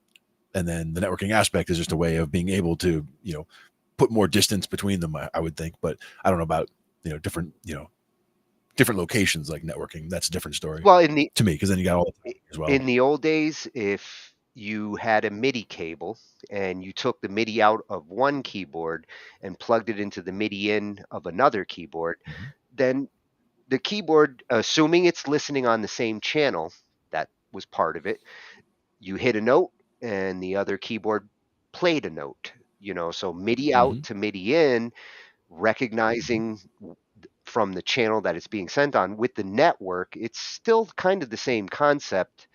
You're going to be dealing with channels. You're going to be dealing with, a protocol language that says, I hit a note, and something over there is going to recognize and say, okay, I'm playing that note. Just with network cables. Yeah. Yeah, we'll have to see. We'll have to see how it comes around. Yes, this is exciting time to be a MIDI enthusiast. Uncharted waters. Yep. Thank you, Atmos Graber. That's some very useful information and interesting DAW that he showed there. Was not familiar with that one. That one goes back to 2005. But nice. Hey, they've already got it baked in too. You're going to see all these DAWs. Like in the next couple of months, you're probably going to see major upgrades to every DAW. Yep. They all want to make sure to bake it all in there. So now we're actually going to shift, ironically, to Bandlab, which we cut off. So hopefully some of you Bandlabbers are over here now. But Bandlab has been putting out some new tutorials and tips and tricks on how to utilize their DAW and get the most out of it.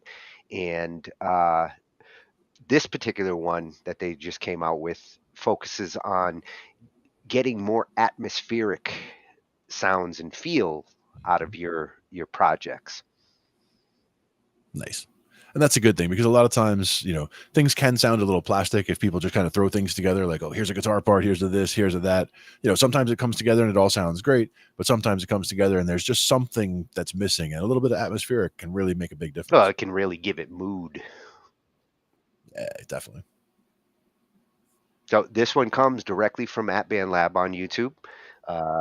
For all you Bandlabbers out there, if you're not already following and subscribing them, their YouTube channel has some useful stuff. It's well worth a visit.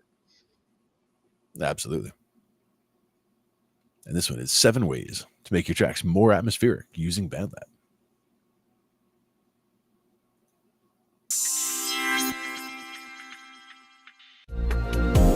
Hi, this is Mike from Bandlab.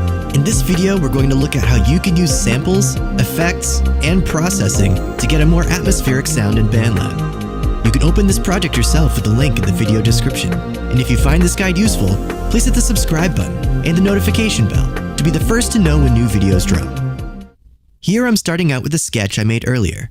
If you're looking for a guide to starting your own track from scratch, check out our playlist of video tutorials.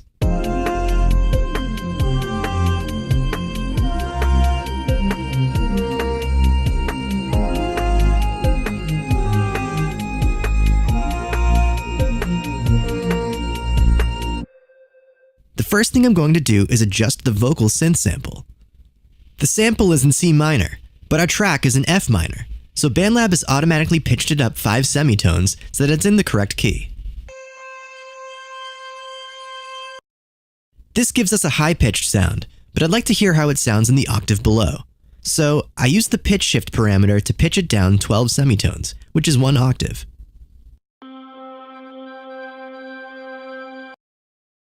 Pitch shifting vocals up or down an octave can often lead to texturally interesting results, and I think in this case the new pitch suits the track better.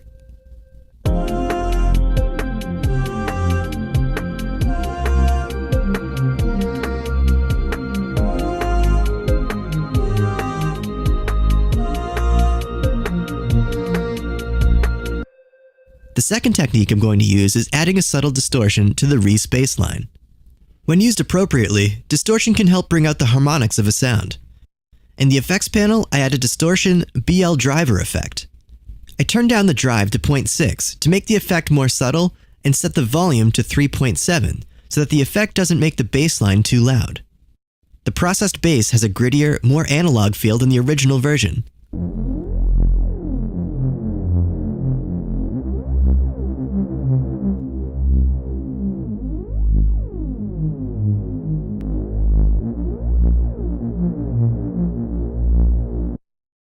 The third approach I'm going to use is adding noisy samples to the mix. Many producers use white noise as a way to fill out mixes, but I want to use something less harsh and more organic sounding here. Sounds like vinyl record crackle and rain are both noise-like in that they can feature a broad range of frequencies, but have the advantage of being softer and more natural sounding than synthesized white noise. I use Bandlab sounds to locate both vinyl and rain noises and add them to the mix.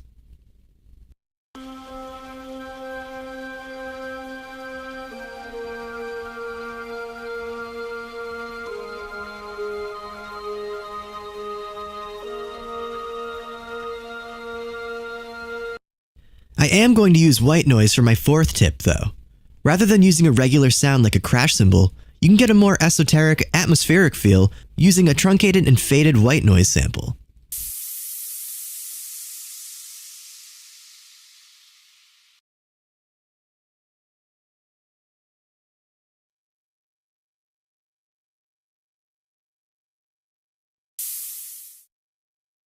I use tone EQ3M to take out some of the highs to make the noise sound less harsh.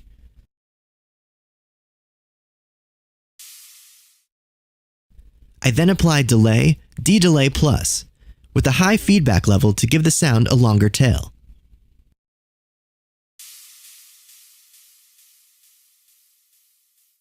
I then use reverb, univerb, set to atrium with a mix of 50% to put the sound in a virtual space.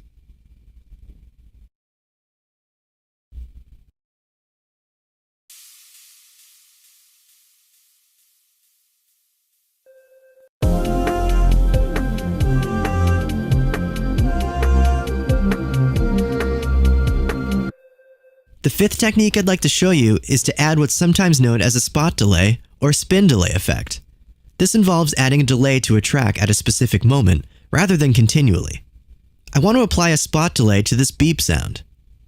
An easy way to do this is to duplicate the track, then delete the excess samples so that only the last beep is on the new version of the track. I then add a D-Delay Plus to the new track. I turn up the feedback to 100% and the wet level to 93%. Now this last beep will have the delay effect on it, whereas the others will remain delay-free.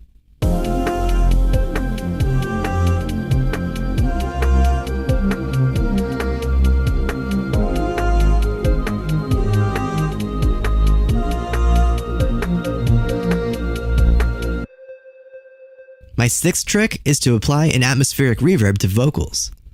On this vocal track, I add a reverb, studio reverb, turning the mix in size up to 100%. The reverbed version of this vocal has an ethereal quality that makes it much more atmospheric.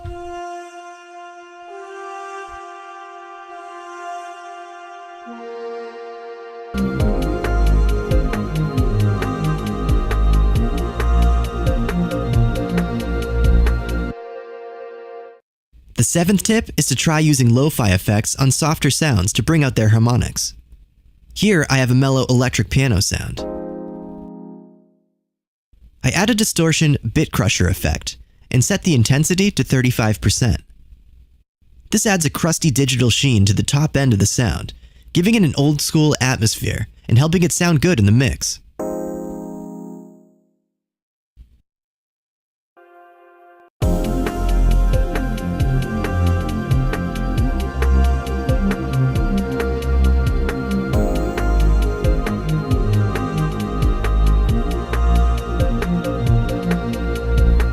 Let's take a listen to the original and processed versions of the project.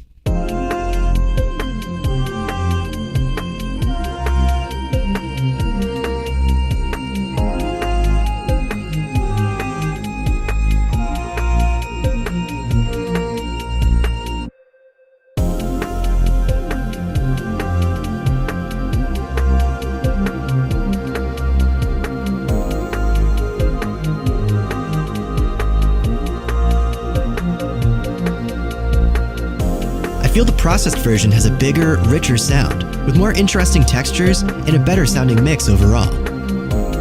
Remember, you can fork this project to make your own version of it using the link in the video description. Have fun!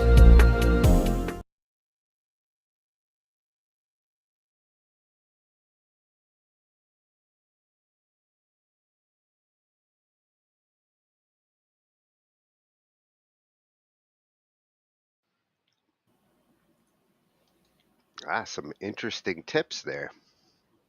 Yeah, some very good suggestions. And there are, And I like the use of the album. yeah, there are some different ways to approach what they're doing there, but that is a good like initial way to get people comfortable with how to add that atmosphere. Like Mavi was mentioning, in some cases you don't necessarily need to do all these extra tracks. There's other ways that you can do it to consolidate, because they only give you 16 tracks, so you don't want to just get willy-nilly with your tracks, otherwise you're going to run out of them. Got to be choosy. Or you got to think about how you could do several things at once in some cases. Yeah, that's where your busing philosophy comes in. Yeah, for sure. And considering what our next video is, some of these things and how you would utilize them with Cakewalk next could be interesting in how you accomplish some of these with one good signal chain that you set up right. You might not need to make all those extra tracks. Right. Exactly. Get everything sounding right in the first place. Yeah, and that was coming from at Bandlab, and what we're going to look at now is the Cakewalk Next product that is just about finished baking. They're in the public beta, and you can go and grab it and take a look at it. It's pretty. It's pretty fully functional. I didn't really see anything that was buggy. Didn't see anything that seemed to be missing. In fact, I was kind of impressed by how much is actually in there. Very cool. And this is going to be a good little overview, I think, with the first impressions going on. Yeah, this is coming from a great channel. So glad we found this one last year at Audio Tech TV. Zane covers it all. Absolutely. Videos on everything, gear, VSTs, production, mixing tricks, you name it. For lots of good information for sure. Yeah, for those home studio enthusiasts, this is the channel. And this one's all about Cakewalk Next. Yes, something that you my hands on what appears to be a very early beta version of Cakewalk Next, and I've only dug in just a little bit, but already it isn't what I expected. So let's have a look and see what Cakewalk Next is all about. So here's your initial load screen when you load up Cakewalk Next. Now, all I've really done so far is I've set my audio interface and my MIDI settings. And then I tested out quickly, adding a track just to see how that works. And other than that, I wanted to save the fun stuff for this video with you. So let's just create a new project. But you can see in here, there's several presets or templates, as you might want to call them. And we have podcast, rock recording, singer-songwriter, vocal and guitar, trio, piano ballad, instruments, EDM, band recording, 4-track, 16-track, all kinds of fun stuff right there. But for this, I just want to create a new track. So let's do that. We've got our new track here, and if we click up there, we can give it a name. I'm just going to call it Test 1 for now. And you can also see in here, you can choose an author and all kinds of stuff in here, plus set your sample rate and the project file location. So here's our blank canvas. This is what we're started with, and it's actually pretty straightforward. So if we want to add a track, we can go up to Insert, and you can insert audio track, instrument, sampler track, pad controller track, track folder, bus, track template, and insert audio MIDI file. You can also right click here and you have all those same options. So I'm just going to insert an instrument track for now. And I've already did the scan for my plugins, so there's a bunch in here. But if we just click on Bandlab, these are the ones that come with it. So these are all instruments that come with this Cakewalk Next program. So if we just scroll down, you can see there's a ton of stuff in here. Tons and tons of stuff, but I'm just going to go with what's at the top here, 62 P bass. I like a P bass. Let's add that in there.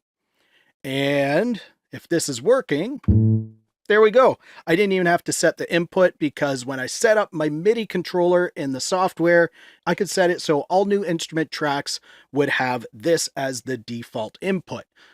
Now, one thing I did notice about MIDI and MIDI settings is I could set up a MIDI keyboard, no problem. That was really easy to do, but I haven't found a solution or if it's even possible to use a MIDI DAW controller, which I like using those, but it's not a big deal. They'll probably add it later on. Again, this is very early beta stuff here, but we have a bass guitar. This is our bass. Now, I don't think these instruments have a graphic user interface or anything like that. It is just, you get the sound, which is fine. That's all we need. We don't need to adjust things.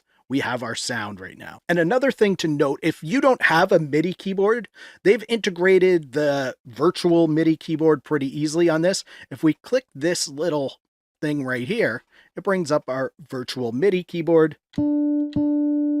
And we can control the octave on here. So let's go lower. It's very easy to use that. Just close that down. So now let's look at adding an effect. Again, really easy. You click that plus sign here and we'll go to Bandlab again. See what we got with Bandlab. tons of stuff in here. So I don't know, what do we want to add? Let's add this buzz face. Add that in there, and this is basically what we have for a graphic user interface, is just the settings, and that is fine, really. It simplifies things. So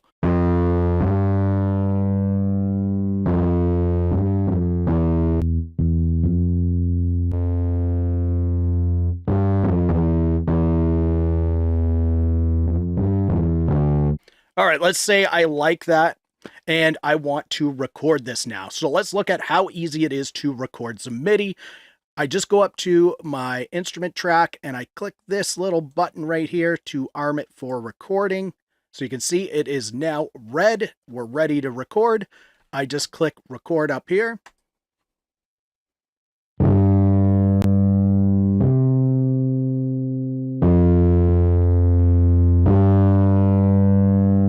Very basic right there, but we have a MIDI clip. This is what we recorded, and we can shorten this MIDI clip like that. Just click and drag. So you can see I messed up there. Let's go into our MIDI clip to edit some things. Just double click on the clip like that, and I want to take that out of there. So just right click, delete. I can also press delete on the computer keyboard if I want. And now if I want, I can click and drag my notes here. Drag them so they all line up.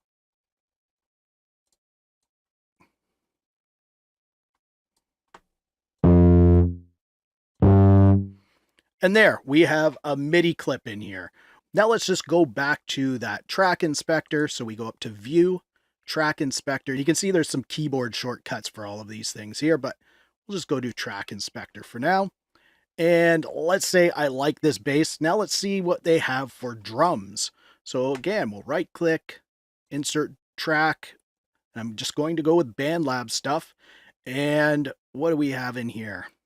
One of the cool things is I can actually search. So I'm just going to search for drums. There's general MIDI drums. Or if I just put drum, I can find some stuff like that. What about drum kits? Here we go, drum kits. Classic rock. Let's go with classic rock kit. So here's our classic rock kit. And what I'm going to do is just disable that so it's not armed for recording anymore. And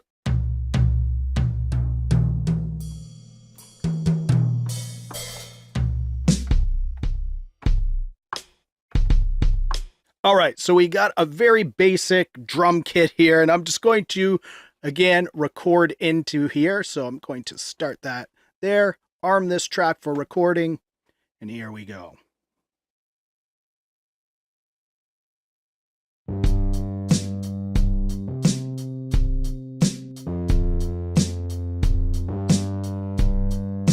All right, so that was all over the place. I just kind of came up with a drum beat in there and it was way off time, which means I should have a metronome enabled. And you can see there's one right here. Now, if I just click it on, watch. We don't hear it. Now, if I click this little arrow beside, it's only set to play when recording. But if I want it on playback, I could set it there and then it won't play while recording, or I could have it on both. So it's going to play that click track while recording and while I play back. And you can even adjust the levels of this, and you can change the tone in here as well. And there's the main output level. You can even tap to change our BPM if we want it. But I'm just going to leave it as is, and let's just hear that click track. All right, so that's the click. Let's get rid of this clip and we'll try recording again.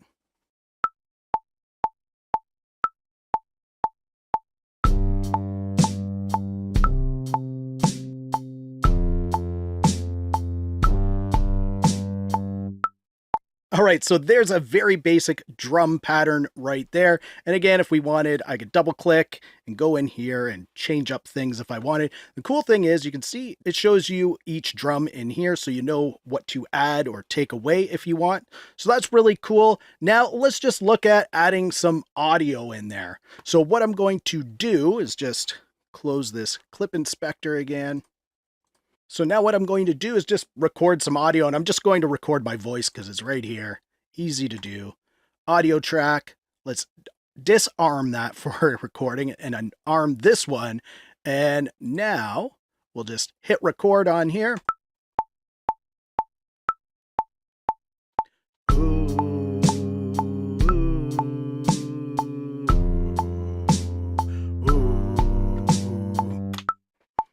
All right, very basic right there. So we have a audio track in here. I'm gonna do that. All right. So already in this beta, I could easily go in and just use the Bandlab effects and instruments to get started. I can record audio, no problem, record MIDI, no problem, edit the MIDI, no problem. So I'm surprised with how good this thing is so far, and it's only going to get better because this is early beta stages. And not only am I looking forward to seeing where Cakewalk next goes, I'm really looking forward to seeing how Cakewalk Sonar is going to look. And if you are unsure about all of this Cakewalk news, click the video on the screen and kind of get refreshed on that. If you like this video, please give it a thumbs up. Also, subscribe to the channel for more videos like this. Thank you so much for watching. For Audio Tech TV, I'm Zane. Keep creating. Fist bump. Thumbs up. 2 thumbs up, 2 fist bumps. 2 thumbs up. Bam. Audio Tech TV. And I'm just Very cool. I'm just as curious about like the Sonar product. I mean, that's gonna be a big thing for all my projects that I've had in Cakewalk the last couple of years. I do like what I'm seeing with next. I think this is a nice bridge for those who are like expanding beyond just the basic Bandlab editor or the app version and want those VST integration and buses and those advanced things. Next is a nice way to step up. I like it. And then VST support is just killer. Yeah. Then when it gets to the Sonar level, like what he mentioned MIDI editing in there, and it does look like they've improved on the MIDI editing significantly. My biggest problem with the online editor, there's no MIDI event editor at all. How you control your MIDI, the channels that you do, and all of that is very basic. And for the kind of stuff I do, like I need to go into MIDI events and actually adjust different MIDI events that you can't do without an event editor. Right. Getting into the real nuance of each of the sounds, for sure. Yeah, it's one thing to punch MIDI into a grid and all that. That's fine and dandy, but you really want to be able to bring up, if you're like me, you want to bring up the actual MIDI event editor where you can see every single event, like by time and what event it is, what value it has. You want to be able to edit at that level and control your MIDI channels. I mean, with MIDI 1, you had 16 channels for MIDI. So like your piano might be on channel 1, your bass might be on channel 2. With the Bandlab MIDI, it's just kind of all in omni mode. So it's like just always listening, but it's only focused on the track you have selected. So it's a clunky way of dealing with MIDI events like that. Yeah. And that's one of those things where being able to edit those events, that's where you can get things like little grace notes where, you can hit a lot softer and very quickly, and then have the next note like right after it, where maybe even faster than you can hit them. Like if you're trying to slide off, and you want to edit it as a smooth thing, you could edit those events and get them closer together. You could make the first note quieter, so it's just barely hitting, and that kind of stuff. So you can, get a lot of nuance just by doing a lot of editing at that point. Yeah, and you might want to, but it's needed. You might want to make that change at the like punch-in level, not trying to drag the length of a MIDI note in a grid, because that can get clunky. Yeah, for sure. And that's also where, sometimes, quantize a little bit, humanize it a little bit, and just, or even just work with it how it is, a little bit. And just, this one note's really out of place, drag it back by hand a little, that kind of thing. But it depends on how the overall performance came out, that kind of thing too. You want it to be as human as it can be. Well, the cool thing is that with the public beta, they are finally getting some users to really test it out. Mavai's been testing it out. He said he already sent 15 bug reports today alone. So, like, hopefully, Bug Hunter is in session. yeah, hopefully they'll get this stuff smoothed out by listening to, some of our users. Yeah, absolutely. And it's good that you're putting it through its paces too. I mean, like we were talking about some of the ways that you got locked out of tracks and things like that. That's important. That helps them a lot in, what they're doing. And a lot comes down to the way it's reported as well. Having done beta testing for, video games and software and things like that, it's all in the way that the information is put across. It's not like, hey, this thing's broken and blah, blah, blah, blah, blah. It's like, on this screen, I hit this and it did that, so that's where the quality of the testing helps out a lot with how much it helps them with the software. Yeah. And it's helping them help. It's not the first time I've heard of like getting locked out of a track as you port your project between things, because about a year and a half ago, as they were updating the app versions of the Bandlab editor with the online editor, there were certain effects that only worked on the mobile side. And when you bring the projects over, when you bring the project over, they'd be grayed out. Like you could hear the track, but you couldn't do anything to it unless you went back to the mobile app, which would unlock it. So they might be dealing with some of that still and smoothing out, like getting this stuff working. The good thing here is, as a local app, everything they're bringing for their effects over is baked into the local app, so it should actually be a little smoother there. Nice. But not surprised that like he ran into a glitch like that. Oh, sure. Now that last one was from Audio Tech TV. This next one, we're going to get in blinded by science a little bit here. Do a little science of acoustics. Yes. Right?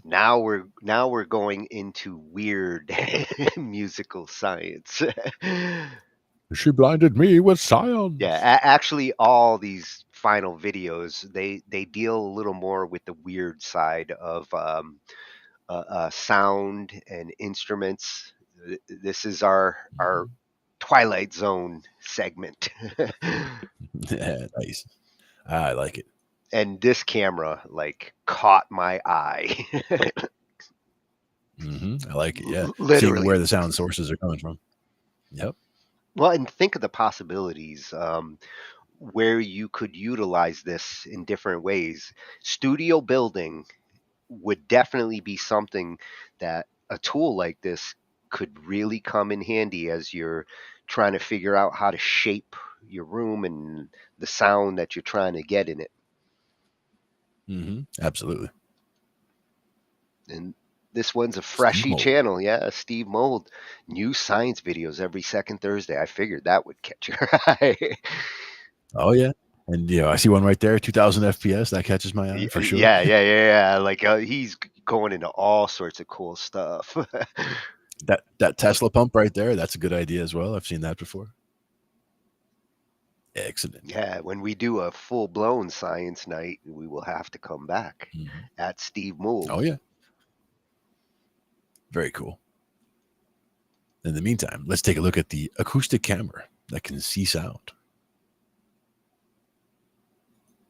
This is a camera that can see sound. In other words, it can show you where in a scene sounds are coming from. How acoustic cameras work and what they're capable of is remarkable. But before we get into that, I went to an anechoic chamber to have a play with one. Here's me playing the ukulele and talking at the same time. It's interesting that the sound appears to switch between coming from my mouth and coming from the ukulele, even though sometimes both are making a sound at the same time. And brilliantly, this is completely analogous to a traditional light-based camera. What we have here is an issue of dynamic range. If you have your camera set to automatic exposure, which your smartphone is by default, and you shoot a video of a dim light, then turn on a much brighter light, the camera will switch between showing you lots of detail of the dim light to showing you lots of detail of the bright light. And the same thing is happening here with the ukulele. The ukulele is louder than my voice, so when the ukulele is being played, the acoustic camera dials down its sensitivity and you can no longer see my voice. But when I stop strumming the ukulele, the camera dials up the sensitivity and then you can see my voice. What's really cool is that because my voice is in a different frequency range to the ukulele, it's possible to isolate just my voice and ignore the ukulele, or vice versa. And actually, this starts to hint at one of the industrial applications for acoustic cameras. One really noisy appliance is a vacuum cleaner. It just seems like a cacophony of sound. But look at this spectrogram, which is like a heat map of the different frequencies that the vacuum cleaner is producing. You can see that there are a handful of really strong frequencies. With the acoustic camera software, you can isolate different frequencies. So look, this frequency here we now can see is from the tube of the vacuum cleaner. So we now know that the tube of the vacuum cleaner resonates at 400 Hertz. And we can see that the motor of the vacuum cleaner produces a frequency of 7,000 Hertz. And all this is really useful information if you're trying to engineer a quieter appliance. Another cool trick is once you have the recording, you can use something akin to the eyedropper tool in Photoshop to point at different parts of the recording and see what just that part sounds like. How cool is that? Thanks, by the way, to Ian McFarlane from Acoustic, who supply acoustic cameras in the UK. Check them out in the description for all your acoustic camera needs. They're not paying me to say that, by the way. And thanks also to Mani Antazami and the Birmingham Centre for Railway Research Education at the University of Birmingham, who hosted the whole thing. Why would a railway research facility be interested in using an acoustic camera? Well, here's one setup, trackside. And as trains go by, you can identify what wheels are making a noise and need maintenance. Without this kind of monitoring, often the first you know about a problem with a train is when it breaks down in service, which causes delays and costs money. Like, imagine the lost productivity if all these people were late for work. I actually realized I've got this hypothesis that I could test using the acoustic cameras. There's this demo that I used to do for live shows, like, you know, science shows for kids, where you get an aluminium rod like this and you pinch it in the middle, and then with a bit of rosin between your fingers, you pinch along the rod, and headphone warning, it makes a horribly high-pitched sound.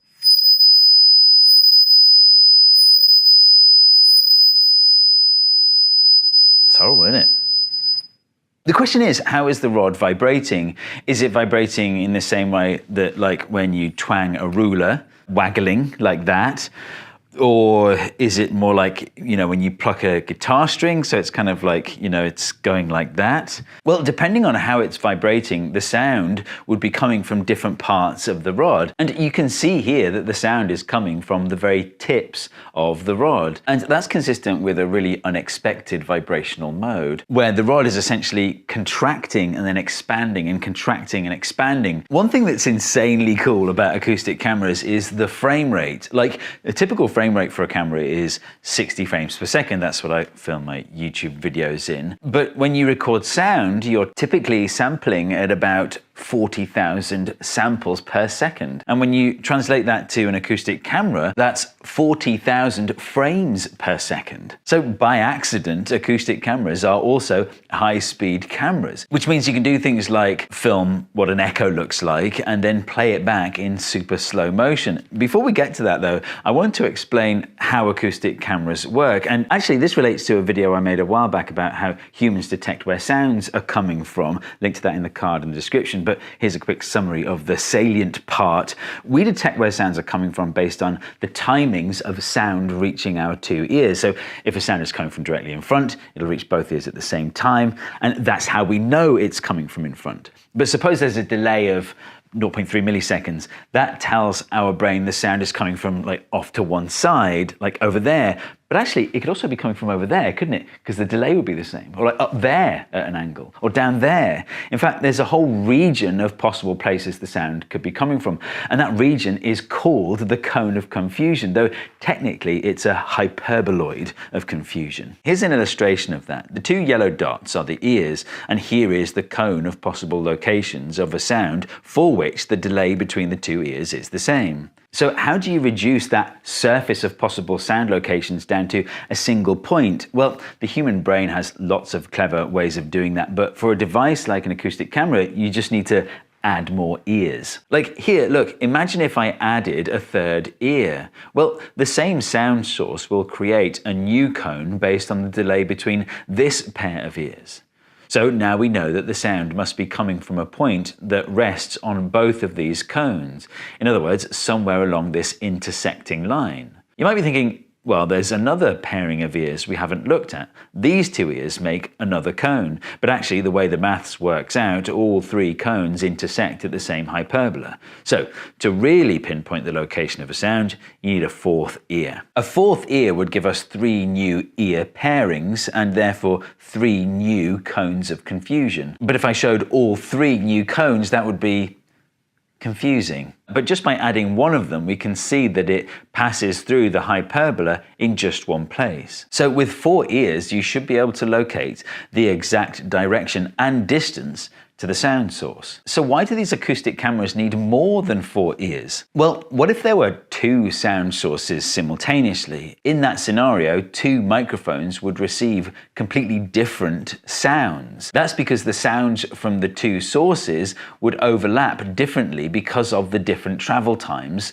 to the two different microphones. That's okay for humans because humans are good at filtering sounds in all sorts of clever ways. But for software, that's a problem. So instead, what the software does is analyze individual frequencies instead of the whole waveform. So where a human brain is trying to match up complex waveforms, the acoustic camera is looking at individual frequencies and the difference in phase at the two microphones. And it turns out that when you're looking at different frequencies individually, the distance between mics becomes really important. For any given frequency, there's an optimum distance between mics. So by having lots of mics, you can have a range of different distances between mics. And so you'll be able to analyze more frequencies more accurately. In my previous video that I mentioned earlier, I talk about why a high frequency sound is problematic for microphones that are far apart, and actually it's problematic for human ears as well. So I won't repeat myself, but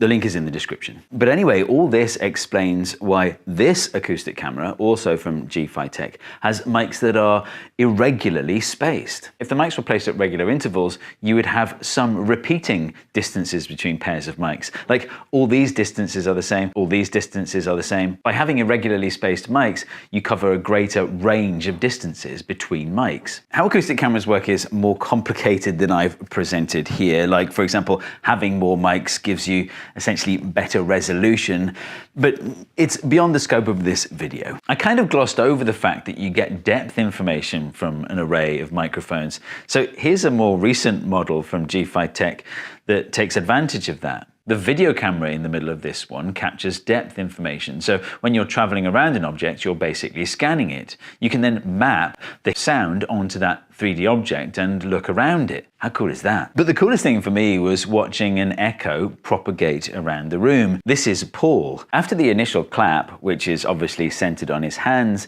you start to see these other hotspots flashing around the screen where the sound is bouncing off walls. The echo itself takes milliseconds, but you can see all this detail in slow motion. So flippin' cool. The echo pattern looks quite a bit different when you're in the corner of a room.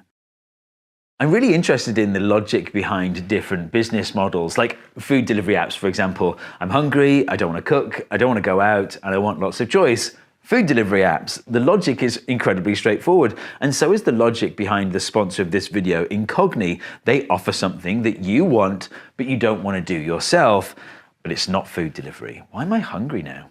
Here's what Incogni offers. There are these companies called data brokers that collect data about you and then sell it on to other people. You don't know who they're selling it to, but you can contact them and say, stop doing that, and also delete my data. The problem is there are thousands of these companies and they all want to be contacted in different ways, and sometimes they'll reject your request and you have to appeal and all this sort of stuff. It would take months to do it yourself.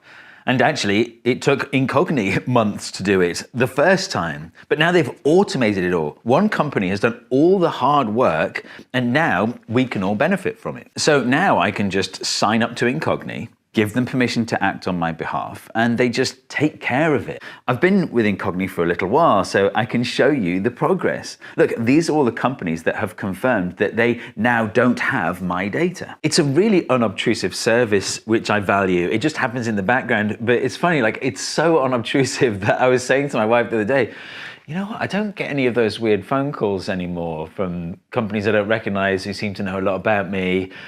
Maybe the UK have changed legislation so that companies can't do that. Oh, no, wait, hold on.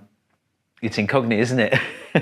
Like, I just hadn't put, I forgot. And that's it, it's peace of mind. You just do it, and then that thing that you were supposed to do, you've done it. The promo on this one is 3 times better than it was last month. The first 100 people to go to incogni.com/science and use promo code SCIENCE at checkout will get 60% off. The link is also in the description, so check out Incogni today. Oh, Yeah, visualizing sound, man, that is very cool. and I'm gonna check out that Incogni sponsor that he has there. I don't want any more calls about my car insurance. Delete my data now. Yeah, hey, that's a good. I learned multiple things there. Yeah. Did he say Absolutely. 40,000 frames per second? Yeah. Well, if you think about it, when it comes to sounds, right? The lower frequency sounds are only like my low bass, like low B string is like 30 hertz. So that's, 30 cycles per second. But you get to the higher frequencies, hundreds of hertz, thousands of hertz, tens of thousands of hertz. I mean, those are all valid sounds. So in order to actually capture that with this kind of a camera, you need that kind of frame rate. So they are, taking samples at those rates. And even, when you're talking about sample rates in a DAW, what are you talking, 44,000? I mean, Yeah. that's a lot Or of 48. a lot of frames per second. Yeah. But that's tens of thousands of samples per second. So that's how they're getting that kind of resolution. But it does turn out that makes it an excellent, slow motion camera essentially. Well, and you saw that example with the clap and the echoes. Yeah. That's what I'm talking about Yep. for like studio design and film. I could see them utilizing it as they're like setting up for scenes and trying to figure out like what their sound situation is going to be like. That kind of camera gonna be useful in a lot of different industries, as well as military. Oh yeah. Mavi mentioned at the beginning, he's like, this seems like something that like military might have come up with, if nothing else. Yeah. I mean, in a lot of ways, you can use sound for echolocation. If you look at the way bats, locate things by, emitting a sound, and then, they hear the reflection sensitively enough where they can tell what's in their path, enough to even sense a flying insect and go eat it. Trying to That kind of trying to thing. see where a sniper is coming from. Yeah. Oh yeah. They already have things that can track that, where it, with the camera system, essentially, it was able to watch and see where the ballistics are coming from and able to pinpoint back where it came from and show you, where it came from very quickly. But those shots do have to come by first, so that they can see the trajectory of them. They move pretty fast too. But if you Yes. use this in conjunction with that in goggles, like, you would be seeing the sound as well as anything else it's seeing. What you were seeing in the claps from the corner, where you see like it was really reflecting around, and especially off the big flat surfaces on the walls, a lot of that has to do with like when you're going to do soundproofing for a room. Like, you see this room that they're in is a very, very soundproofed room, but if you were just in a studio and you're getting that kind of echo going on, the big flat surfaces are what you want to really focus on. Like, if you can break up those big flat surfaces, that really helps. Like, you don't have to have the whole wall covered, but if you can break up those big spots where the things are going to reflect the most, you can block some of that. And things like couches and people, those also block sound as well. Well, that was very, very informative, interesting. I like our science journeys. Oh yeah. And I see one there for materials, the 3D materials right there. That green one, the fourth one right next to the Tesla pump. That's pretty cool. Like memory materials where they have a certain shape, and then you can fold them down, put them somewhere, and then when they come back, they pop back up. You can use that for a lot of different applications as well. A cast saw on human skin, man, he really goes all over the place. We will have to check out more Steve's stuff in the back, like when we do our science talks at Steve Moore. Science. He's got 2.62 million subscribers. People like science out there. Nice. Very cool. Yeah. Nice new freshie. Mm-hmm. Now, I think we're next looking at Pink Noise. Yeah, and hey, Pinky, this is what I was talking about the other night. We were talking about like utilizing noise for different, moods or how we perceive certain noises. Like, how some people nowadays they use the like rain machines. They just have machines that play certain noises while they're sleeping, and it helps calm them down, get them to relax. And there is no one perfect noise. Like different people respond differently to some of these.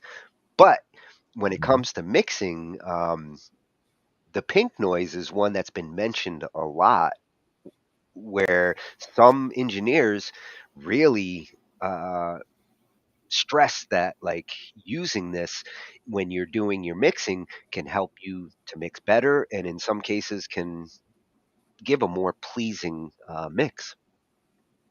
Mm-hmm. I believe it. And in some cases, it's even just filling that space so you're not going from notes to silence to notes to silence. You're going from notes to that. It's basically raising the noise floor, and you've got that pink noise is stopping you from going all the way to zero on the noise floor. So you're going from, the notes that you want to hear down to this, this mix in the middle, and then it comes back up again. Yeah. So in that way, it's just not as jarring, maybe, so it doesn't go all the way from, full volume to zero to full to zero. Yeah, we pick up on this stuff subliminally in a lot of cases. So, some of this science really goes to the subliminal subliminal listening of your audience. Mm-hmm. Absolutely.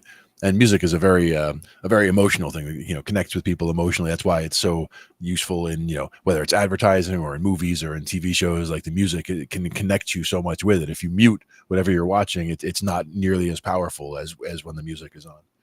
Yeah, if you can use the right noise that like gives the emotion that you're trying to like give with the sounds that you're doing, you could calm your audience down or make them jump out of their seat. Like I could see some of this being tied to like, strategic soundtracks in production, especially horror movies, things like that.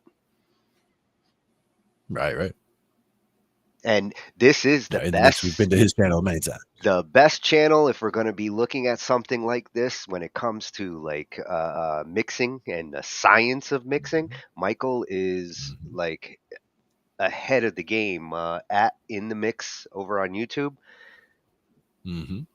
Even if you're not necessarily the mixer or the engineer, you should still check this channel out because everything you learn from there applies to everything you're doing in music. Mm-hmm. And he has such a fantastic way of explaining it. Definitely. Good to familiarize yourself with the information. Yeah. Let's check it out. Him and Jake are like my two favorite go-tos, like since we started when it comes to like advice on this stuff. Mm-hmm. Absolutely. Both great resources. Oh, and let's check out them. By the way, Jake sent us a message and let us know, like, he took a little bit of a breather, but 2024 Signals Studio. Nice. Got more coming. Yeah. More to come. Very cool. So let's do mixing with pink noise. Does it work? From In the Mix. With pink noise seems to have become a real trend in the last 6 months to a year, and I'm asked about it almost every day in the comments on my YouTube channel. So in this video, I'm going to be doing three things. I'm going to be explaining what mixing with pink noise is and how it might be able to help you. I'm going to be demonstrating the technique on 2 mixes, and then at the end of the video I'm going to be sharing my opinions and thoughts about the technique, both good and bad. So this technique is designed to help you balance your mix. So it's the very first step in your mix before you've done any EQ, compression, reverb, delay. This is supposed to help you set the levels of all of your faders or all of your tracks so that it's nice and balanced. And the reason that pink noise is used is because pink noise has an equal amount of energy in each octave. And for anyone wondering, pink noise sounds like this. So if you can play a pink noise and match your tracks to it, the idea is that when you mute the pink noise, everything is nice and balanced in a good place to start out. And the reason some people like to do this is because for some people it can be really difficult setting a balance of everything if there's 50, 60, maybe even 100 tracks. And for some people that takes them a lot of time, and they don't like listening to all of the tracks whilst they're doing this, because the more time you spend listening to the track, the more you get used to it and the less fresh your ears are on the track. That's how it works in theory. So in practice, what people do is one of two things. They either get a tone generator and send it to the master, which generates a pink noise tone, and you can just choose a dB value that suits you, maybe -10, -15 dB to give yourself a lot of headroom. Or you can simply download a pink noise as a WAV file, drag it into your DAW, loop it, and use that instead of a pink noise generator. When you press play, the pink noise will be emitting sound out of your speakers. You take all of your faders down, and one by one you raise the fader until you can hear it, and then you lower it until it's just disappeared under the pink noise. Then you mute that fader and you move on to the next one. Some people say you mute and move on to the next. Some people say you don't have to mute, and many people prefer to do this with their mix summed into mono, so you can do that on the master, or you can use any tool that can sum your mix to mono. All the other videos and articles online that I've read suggest that you ignore all reverbs and delays. If you've been sent those as stems, just turn them off and set those later by ear, because they're likely to be very wrong. I'm going to demonstrate both techniques. I'm going to be doing one in FL Studio 20 where I have the pink noise wave file, and then I'm going to be doing a different mix in Studio One, completely different style of song, and I'm going to be using a tone generator. And let's just look at the results.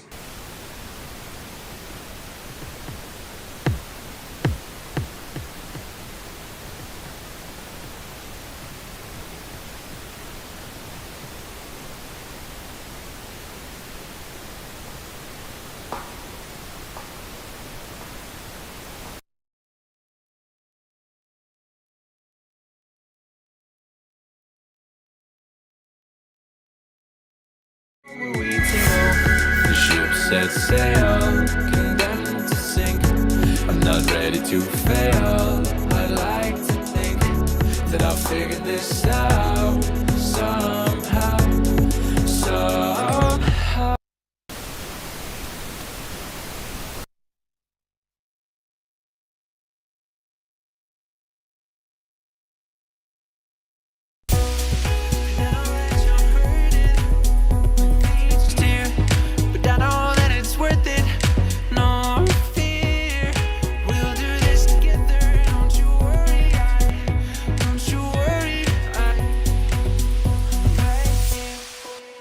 So in both DAWs, I found that this technique took me quite a while. It took me between 5 and 10 minutes to actually implement this technique in the DAW, and that doesn't include the setup time for getting the wave file or setting up the tone generator. But just running through each fader, muting, soloing, raising it up, getting the right level, and then pulling it down took me quite a while, to be honest. And also all the time, I was just being bombarded by this pink noise. And although I didn't have it very loud, it felt absolutely horrible just listening to this bland, uncreative tone for about 10 minutes at a time. In both cases, I'm not at all happy with this as sounding balanced and even across the frequency spectrum. The interesting thing is that the stems I already had were already EQ'd and balanced and ready to go, so I was expecting this to work very well, but I wasn't at all impressed with the techniques I got on either song. I just found that everything felt off. The vocals especially felt really bad, and also the drums just felt completely out of place with the song. And spending all of that time sort of painstakingly painstakingly listening to this tone, trying to hear my track through it, and then just ducking it down again. Repeating this over every single track took ages, and I really was expecting the result to be a lot better, and I feel that I could have got a better static mix in 2 or 3 minutes without listening to the pink noise tone. I've also heard a lot of other people on YouTube and otherwise saying that this technique, can help you set levels in 1 or 2 minutes and it's very quick and easy. But when I have a track count that exceeds 50 or 60 tracks, this thing's taking me 5, 10, 15 minutes to do. It's not the quick 1 minute fix that everyone says it is. And in all the videos I've watched, it's taken everyone else a lot longer than a minute or 2 to do this as well. And the thing that was confusing me about this technique was some people were saying you use it to keep your ears fresh on the mix, but I actually found that my ears weren't any more fresh at all because I just had to listen to this pink noise tone and the elements of my mix. And to be incredibly honest, it felt like one of the least creative things I've ever done in this studio, and it was incredibly demotivating to just sit here and do it in such a sort of clinical by the numbers way. So I was wondering who this technique was for, because I was trying to find professionals that talk about regularly implementing this technique, and I was trying to find people with incredibly good mixes who implement this technique. But it seems to be that no matter how far people eventually take their song, this technique really only takes you a tiny portion of the way to that finished mix. And if you need to use pink noise to get to this just barely acceptable level, it's likely that if your song's going to end up sounding good, you could have got to that level without pink noise in just a few moments, just by listening to everything together and setting levels manually. There's also a few fundamental flaws with this technique that a lot of people don't talk about, and that is that it requires that all of your elements are either recorded well or produced very well. If, for instance, I have a bass drum with a big spike at 2K, if I'm raising that up just above the pink noise and I can hear that top end of the kick, and then I push it just underneath the pink noise, my level has not been set correctly, because the bass of that kick might be well under that pink noise reference, but the top is over the pink noise reference. So if the tracks themselves are not balanced well and recorded well,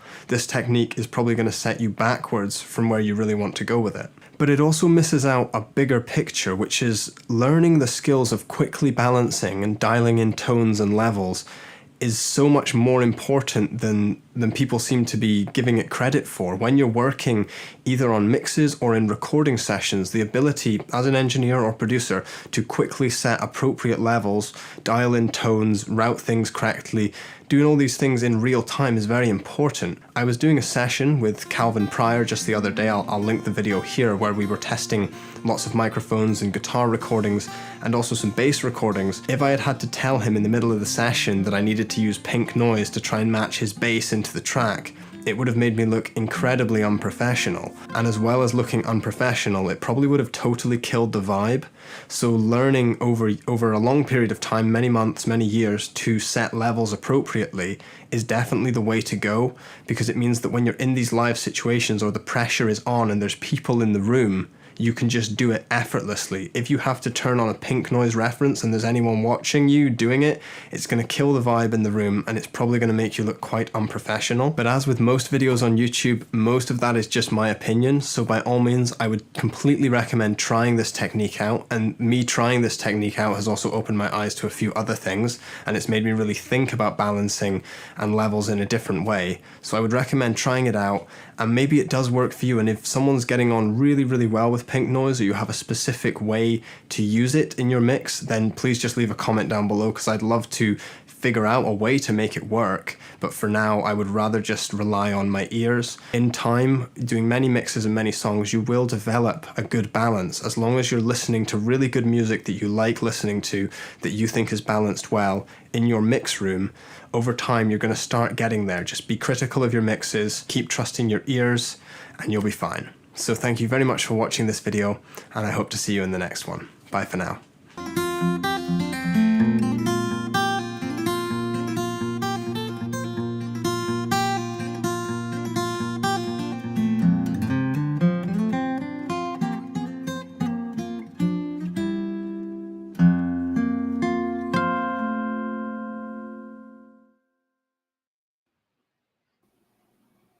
Oh, that's why I love this Trust your ear. channel. Yeah, I love this channel. His advice, he's genuine. He's not trying to, like, jump on one side or the other. He's balanced in his assessment. Not something that like you have to do, but it is worth trying to understand. Like, who knows? There might be a project where it might help, a smaller project, like the way he was suggesting. You start dealing with 50, 60 tracks, this kind of technique wouldn't be my go-to either. Right. One thing I will say is that to me, it's more of a if you're a beginner at mixing and you've never had good results, or you end up with things not working out quite right. This is a good way to make sure you're not giving extra weight to certain elements of the song. It's also important to go to the parts in a song with those elements that are recorded where it's at the loudest volume, for example, to see where the spike is, to make sure you're getting that spike to be what you're just not hearing. If it's a repetitive sound, like a kick drum, for example, it's going to be roughly the same throughout, right? But a lot of other elements, like a vocal, could be whispering at certain times and screaming at others. So you've got to make sure you're getting it for that high point. But again, it would seem tedious. But I will say also that having done so much with live music and hearing well mixed music so much, it seems that your ear develops over time to where you can start it to, like, you can just, as soon as you walk in and grab the thing, the first thing that comes to mind is, okay, what's too loud? What jumps out in my head as it's jumping out at me as too loud? Is it the bass? Is it the guitar? Is it that vocal? Is it that cymbal? You figure out the one element that's just a little too loud, and you just bring that down a little bit. And then what is it that you see happening, or is on stage occurring, but you're not hearing? And that's a little more difficult because you're trying to pick out a missing element as opposed to what's glaringly too loud. But like, you see somebody's going into a solo and you see them start to play a guitar solo, but you're not hearing it way out front. That's where you ride up that solo a little bit. So there's things that with live sound and with seeing it happen, and seeing people who are doing that kind of mixing on the fly, you get a feel for what you should be hearing in a song, how much of a rise there should be from going from the rhythm part of the song to where this guitar solo takes off. There's that little bit of a boost, right? Yeah. So you got to make sure you get all that timing in there too. But very cool. Very Well, good information. it seems like the reason why some suggest this is for ear calibration. And if you are going through ear fatigue, which does happen Right. when you're mixing. So, Right. if For sure. if you do feel like you need something to calibrate to, this might help. And if you do suffer from ear fatigue as you're mixing for hours, this may or may not help, depending on, like, I don't think, like, to him, I think he's so well trained at mixing that, like, ear fatigue is something he already, like, has learned how to get around. So, and the pig noise is just tiring his ears out at all frequencies, rather than kind of washing it out. It's just saying you're lots of noise all over. It actually gets in his way because he's obviously had years of refining his listening to the point where the fatigue tends to come from, like, either working on the same project for too long, and our brains tend to do stuff to our ears when we're not hearing things that we like. Our brains slowly program us to phase them out, and that's what causes some of that fatigue. Exactly. And also, whatever you're listening through, like, listening through headphones, or if you're listening through studio monitors, or if you're listening in the car, you're going to get very different results from a song in any of those places. You'll hear different things. If you're using headphones that don't give good bass response, you might not be hearing the kick drum or the bass accurately at all. So you might keep turning it up because you don't hear the part that you're listening for. But then if you go listen to it, in a club or in the car, like like the bass is blowing out the room, and you didn't realize that you were mixing it that hot. So it's all about that. And that's why it's not a bad idea, like, if you're working for hours on a project, to actually switch up. And, like, I test with these headphones, I test with those headphones. I'd love to actually use my monitors once in a while if I didn't wake up the house. Switching up as you're working on it helps you to recalibrate and avoid some of that. Right. And part of the avoiding ear fatigue also is just doing a few changes or just doing small sessions, like, not a 6-hour marathon session where, start to finish. And then by the end, your ears are shot. You're not hearing the right frequencies anymore. You're making bad decisions with the mixing because you're not hearing what it should sound like. But if you're just and if you're doing the same kind of mixing, like if you're just EQing for an hour straight, like EQing will give me like I go ear blind after a while. Like Yes, I start exactly. to frequencies start to disappear when you spend too much time on them. So you kind of have to back off once in a while and then come back with fresh ears. Yep. The fresh ears is important. Also, switching the effect on and off completely, like, the A and B, better A or B, like you hear the effect on, you hear the effect off. So that you hear, because sometimes you do keep making changes and adjustments, and then you realize you're so far down that road that it's nothing like what it should have sounded like in the first place. You go back to what it initially started with, and you say, okay, a small adjustment from there, and start with that. And you notice, like when he was saying, like when you're bringing in stems, if they do have effects like reverb and things like that, turn them off if you're going to take this approach, because you're not going to get exactly the reference that you're looking for. Yeah, that would make it much more difficult to try to figure out what's going on. Yeah, you're adding a variable that doesn't complement the technique you're trying to do here. Indeed. Yeah, love Michael's advice.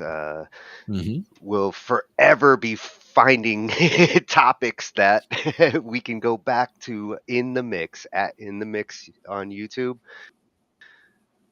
Absolutely. Truly one Great of the resource. best YouTube channels for mixers and masterers out there. Indeed. And then we got a weird one coming up. Some weird cymbals. Oh yeah, well, we're going to get even weirder now. Yeah, we first came across him when we had a like mini drum night the other night, and he was showing a digital drum kit, like one of the like more economic ones. And for you drummers out there, this is a great channel, like out of the box. He's definitely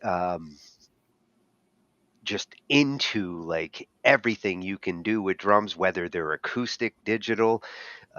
He has some awesome topics, and this one just caught my ear as I was like looking for weird stuff. Some of these cymbals, if I was a drummer, I might want to have them in my arsenal. I don't know if I'd use them like a lot, but it'd be nice to have them because they can provide some very unique sound. And you bet somebody like Neil Peart had 5 of each one, like all of them. Neil Peart might have been like the inspiration for some of them. Yeah. Excellent. Yeah, this is over at R. David R. on YouTube. All right. Let's check out some of the weirdest cymbals on the internet.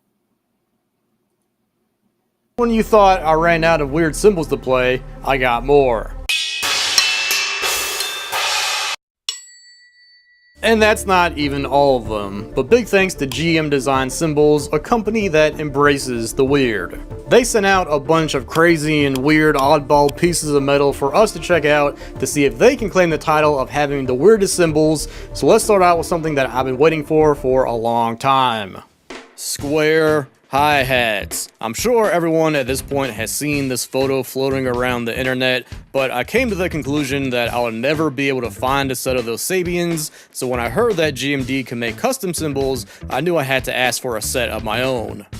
These are a set of 17-inch square hi-hats that look like Cheez-Its. Now the shape of these is kind of interesting because it's basically a normal cymbal. You can see the profile of the round section, and then just the corners of them are flat. You can also see that they don't exactly line up perfectly, they only touch on the corners, but like this, they definitely sit a bit nicer together.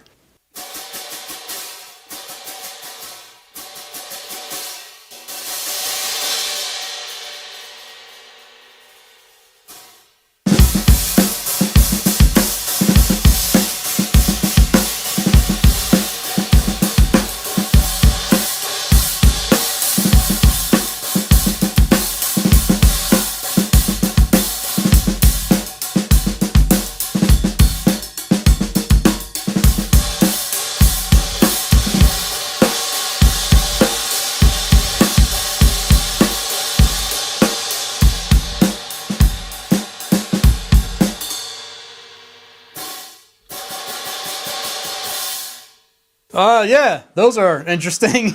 You might remember those octagon hi-hats, and those things were like super loud and like really trashy. But these things actually have like a bit of crispiness to them, so I would take these over the octa hats.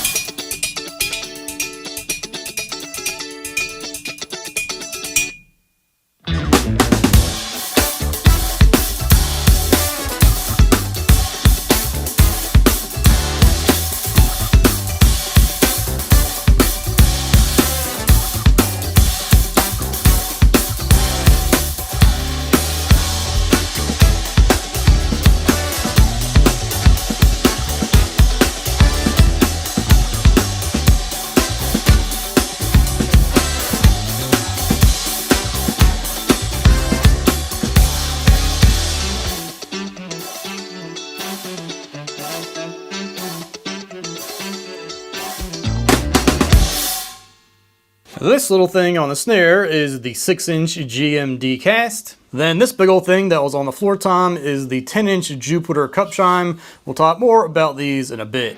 What if I told you that this was the first ever cymbal to have a 10-inch bell on it? You can fit a Zill bell inside of it. This thing is massive.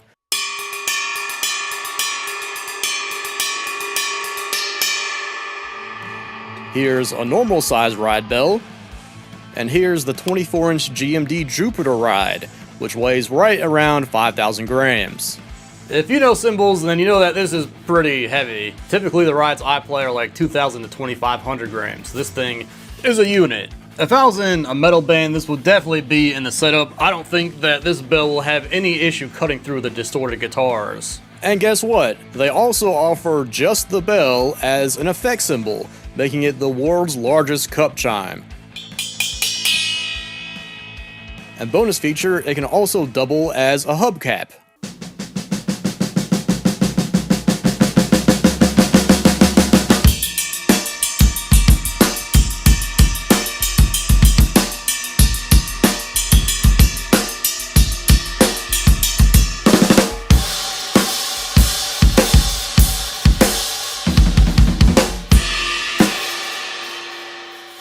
I don't think the old Ludwig was the right choice of kit for this. And somehow I almost forgot the bell.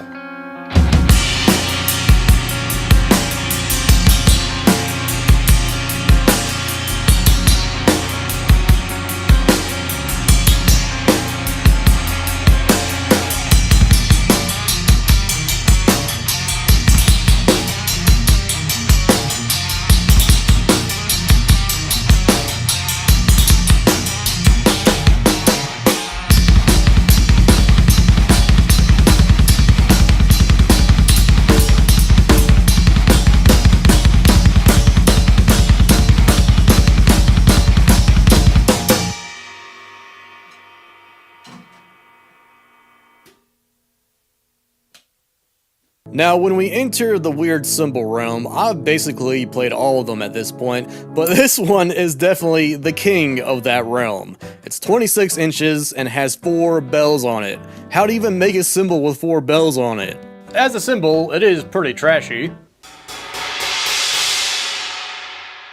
But it's almost like an instrument by itself because you can get some pretty interesting tones out of the bells, and you can even hang it like a gong if you wanted to. So I'm going to try something a little bit different with this cymbal, as well as a couple other of the effect cymbals. The 12-inch spoke ship wheel.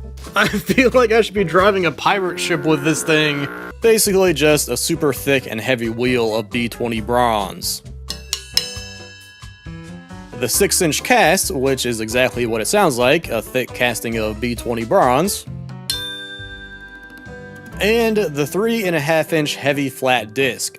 Imagine a Cortale, but with a touch of dissonance.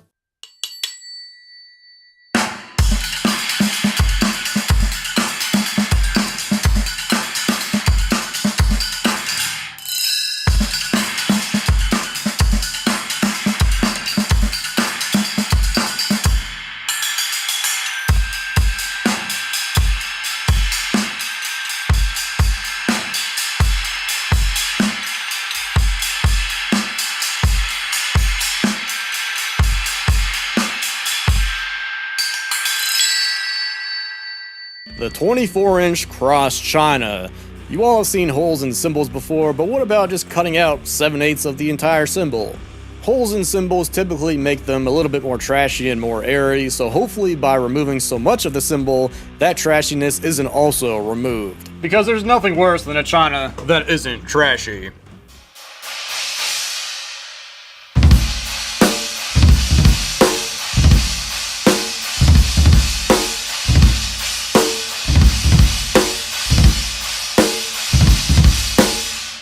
Yep, she's trashy. Now the tradition on the show is whenever I get a China, we gotta see will it break down.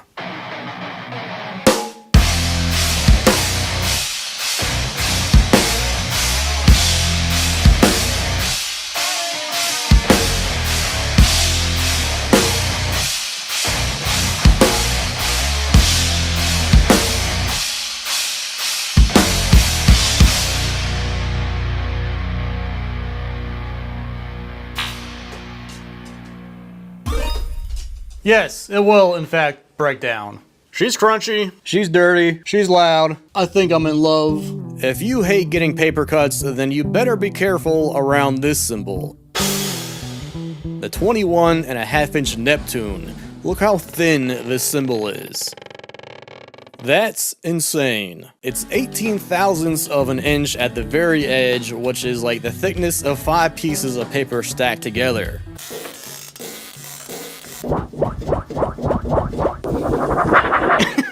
This cymbal feels so weird. I've always loved really thin cymbals because they're so buttery and just feels like you're playing a rubber band when you're beating on it, but this is like a whole nother level of thin, and I can't stop playing with it.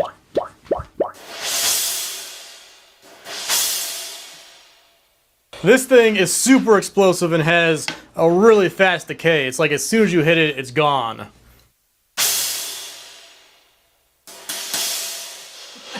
And even when you hit the bell, it sounds like a crash.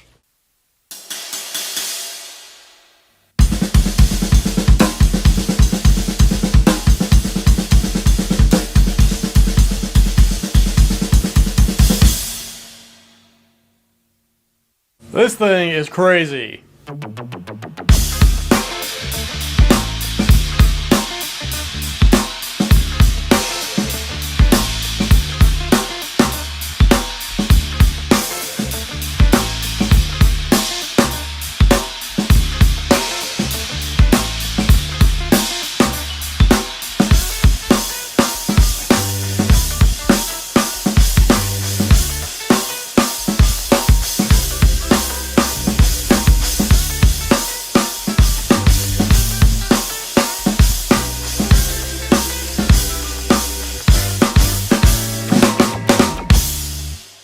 So big thanks to GMD Cymbals. I'll have the reverb page linked down below. Also be sure to drop a comment saying what your favorite cymbal was. Mine was definitely the really thin Neptune crash. Also, if you're interested, you can find the drum mixes as well as unmixed drum stems from this video over on my Patreon, also linked down below.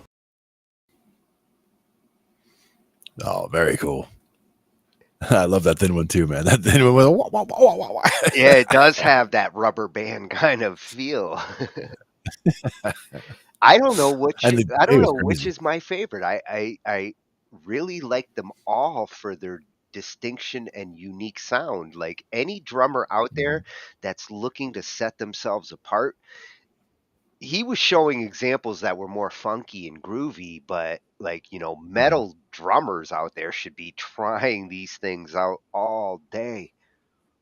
Now, I appreciated the sound of the square hi-hats, but I don't think that would work for me. Like, just it would throw me off so much. Whether the corners are there or whether they're this way, halfway around, like that would just throw me off as I'm coming around. Yeah, that looked awkward, but often. when he was playing it up towards the center, it really sounded good in the center. Yeah. And the one, it did sound good. It would be weird to play for me mechanically. The one with the multiple bells in it, which I was like, man, that thing looks ugly. But when he started actually playing it and then utilizing the different bells, oh, such a cool, unique sound. Yeah, like I said, it's like an instrument on its own. I can just imagine you show up to the gig with that like on your back like a shield. It's like a turtle shell on your back. Captain America Look at shield with acne. Like some people show up to a drummer shows up with their own cymbals, yeah, but I mean that it's like they're usually at least flat and they look cymbalish, but that thing, that's crazy. Well, if it can double as a gong, that's always useful too. Yeah, exactly. Well, I think we got time for one more. That was a fun video at David R. Definitely got to get more drums in. And even that little disc too, little ding. That was solid. Small target. So now we're going to shift to the guitarists. And for weird guitars, nobody does it better than Sensei. Like his series, I've been going through it. That's like why I was looking for an excuse to like pluck one of these into a segment. And this particular one is like a cross between a guitar and an organ. Nice. Well, wait. That's a cross between an organ. Wait till you see the guts in this thing. When he shows it and like what it's built off of. And this is not a new guitar. This actually goes back a couple of decades. Nice. But it comes from at Samurai Guitarist. Yeah. Another excellent resource. One that we've seen many times. Oh, we've had a couple of guitar nights. Mm-hmm. And you won't believe the sound of this guitar. You really won't. This is the wildest guitar that I've ever come across. You're not going to believe the sounds that come out of this thing.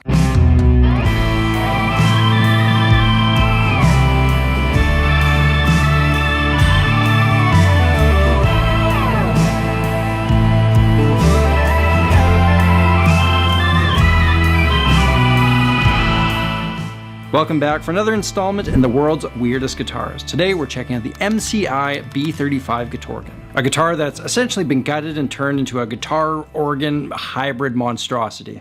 This instrument is an absolute trip. But before we get to it, I'll quickly let you know that today is the last day in the holiday sale going on over my course platform. Over there, I've got a number of courses that are designed to get you over whatever hurdle is holding you back on guitar. Like the biggest thing a lot of guitarists could benefit from is understanding what they're doing musically. For that, my courses The Rudiments and Beyond the Basics teach music theory from the ground up to a more advanced level. Or if you have some hang-ups with soloing, The Craft of Soloing looks at musical storytelling, and The Style of Soloing looks at the fun, flashy stuff. And my newest course, Elevated Open Chords, is all about bringing new life into your chords. And today is the very last day of the sale. You can get any course, any bundle, 50% off when you use promo code XMAS23. So get that while the getting's good. You can find more information at samuraiguitartheory.com. I'll also put up links in the description. So at every stage of the guitar's history, somebody out there has been pushing the boundaries of what this instrument can do. But for every successful experiment, there's also a crazy experiment that largely gets forgotten, like the MCI Guitorgan. And if you think about it, the guitar and the organ followed similar timelines and were destined to collide at some point. The first Hammond electric organ came out in 1935, the same time electrified guitars started appearing on the market. In the 50s, electric organs were being used by jazz, R&B, early rock musicians, and by the 70s, they were intrinsically tied into the sound of rock and roll. This trajectory is pretty much the same as the electric guitar, so at some point, someone was going to try and mash them up. This first occurred in 1966 when Vox released their guitar organ, and a year later, MCI began manufacturing these. The company MCI, or Musiconics International, was located in Waco, Texas, and they would take cheap Japanese hollow bodies, fill them up with electronics, and voila, Guitorgan. This one here is from the late 70s, and while they weren't especially popular at the time, you do see them come up now and then on the online market. So moving on, let's take a look at this beast, and it really is something else. It began life as an Ibanez 2355, which is a cheap overseas knockoff of a Gibson ES-175. All the Guitorgans are in hollow or semi-hollow bodies because you need somewhere to store this gargantuan sound generator thing. Here's how it works. It's been refretted with some special customized frets. A single fret has 6 sensors built into it, one for each string, and if the string makes contact with one of these sensors, a signal is sent into the sound generator, triggering the respective tone. Each fret has been modified like this, with wiring going through the truss rod hole connecting them to the supercomputer. So functionally, it's quite close but not exactly the same as playing a typical guitar because you don't actually need to pick it. All the action happens in the fretting hand.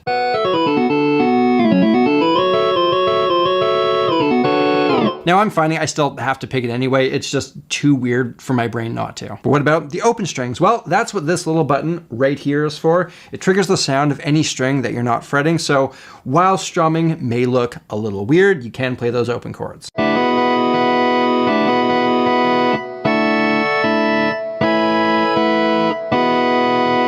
Alternatively, you can also control this whole thing using the kill switch right here. You flip this switch and now everything is silent until you press this button.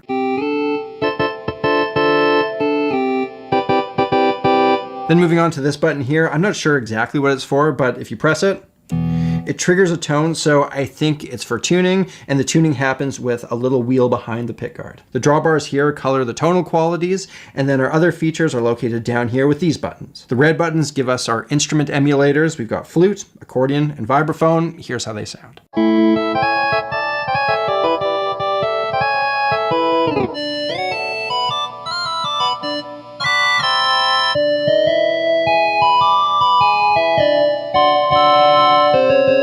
We can further modify these sounds with the gray buttons. Perk is for percussion, giving us a clicky, attacky sound.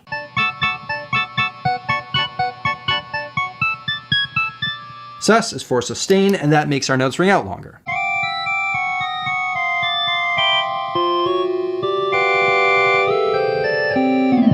Vibe is for vibrato, which gives it that pitch fluctuation, and I feel like this is the magic button that really brings it to life.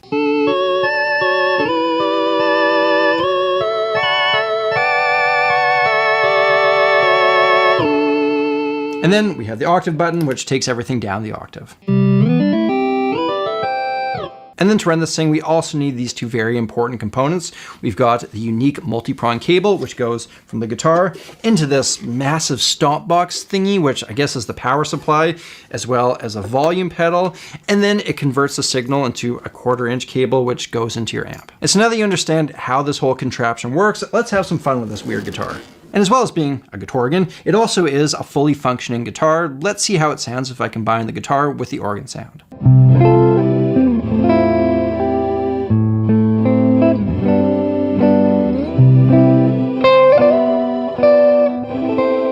Now my favorite organ sound is that 70s rock and roll, overdriven, Deep Purple sound. And you would get this by running the sound through a crunch pedal that sounds like this.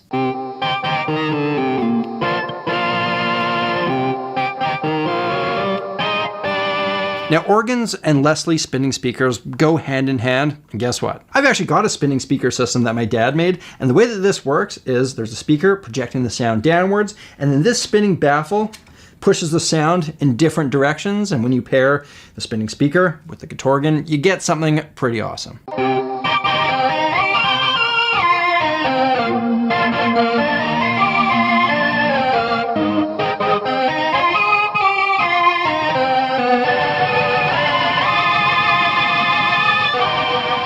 Now I can mess around all day with this, but we got to do the official Sammy G review. This guitar is over 40 years old, and more than likely it's never been serviced. Electronics this old are on borrowed time. It cuts in and out, some of the settings work intermittently, and one of the drawbars is extremely noisy. Like, listen to what it sounds like when I turn it up.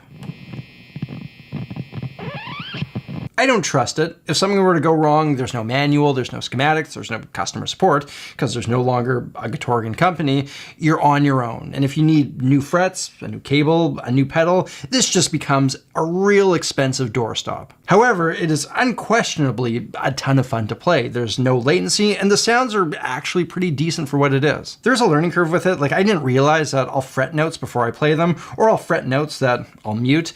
With this, you need to take that into account, which makes playing in time and cleanly quite difficult. And the thing is, it is completely obsolete technology. MIDI guitars and pickups came along, and now you can turn your guitar into any sound digitally without any of the headaches that this brings along. So there is something to be said about only having a handful of features and controls. It forces you to be creative within those confines, and like people say, limitation breeds creativity. All in all, it's very fun, very weird guitar that I absolutely would not recommend buying. So to wrap this up, let me do what I always do, which is try and show you what I think this guitar does best. And to me, that's a jazzy, gospel-y type of thing.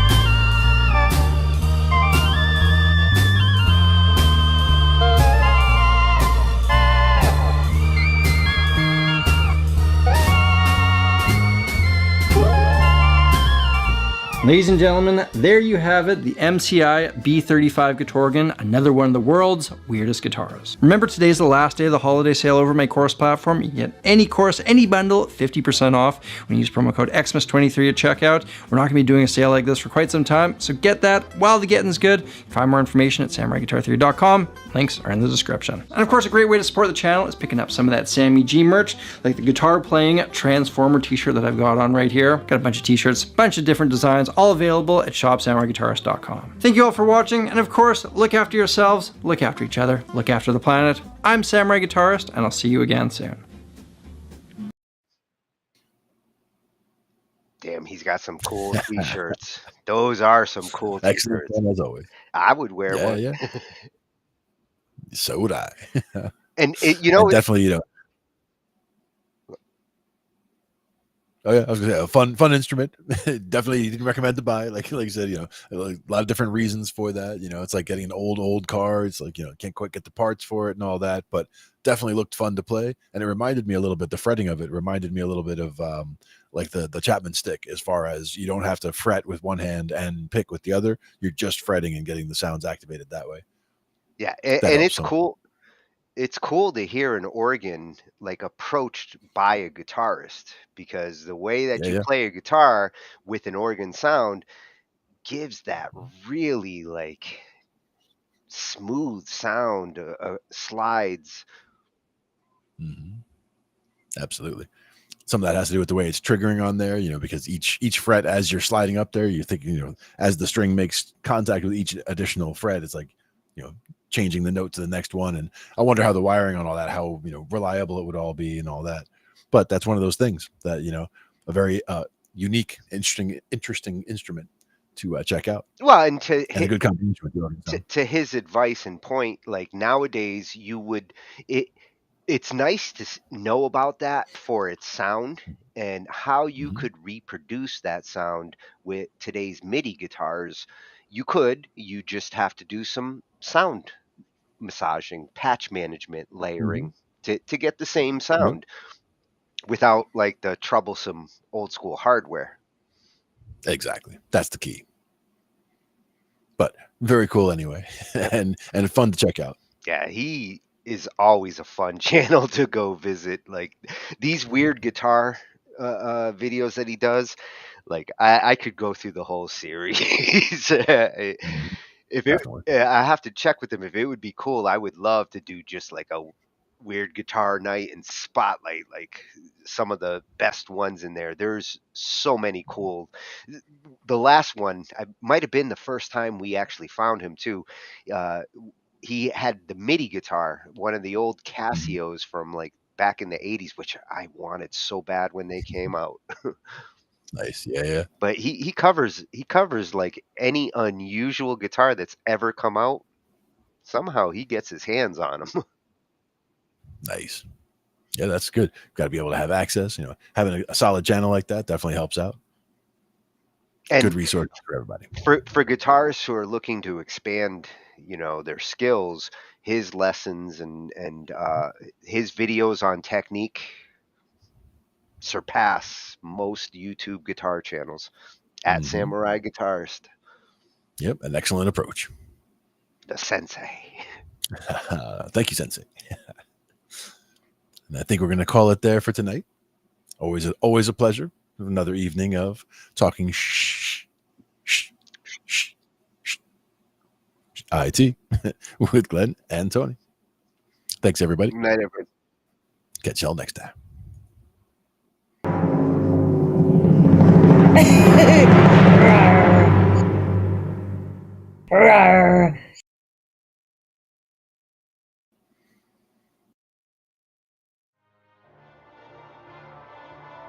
Ambient noise, yeah. So now you're grabbing some Bandlab clips.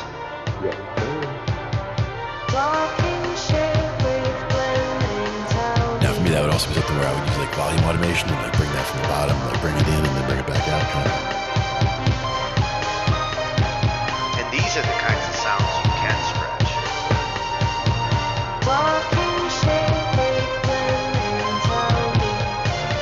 With this AI, like stretching it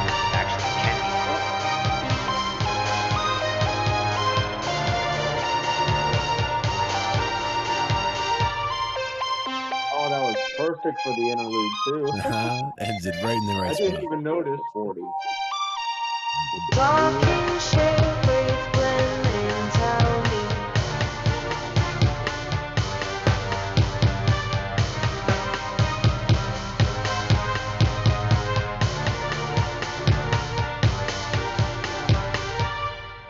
I didn't even realize the texture faded out at the interlude until it happened. I'm like, wait a minute.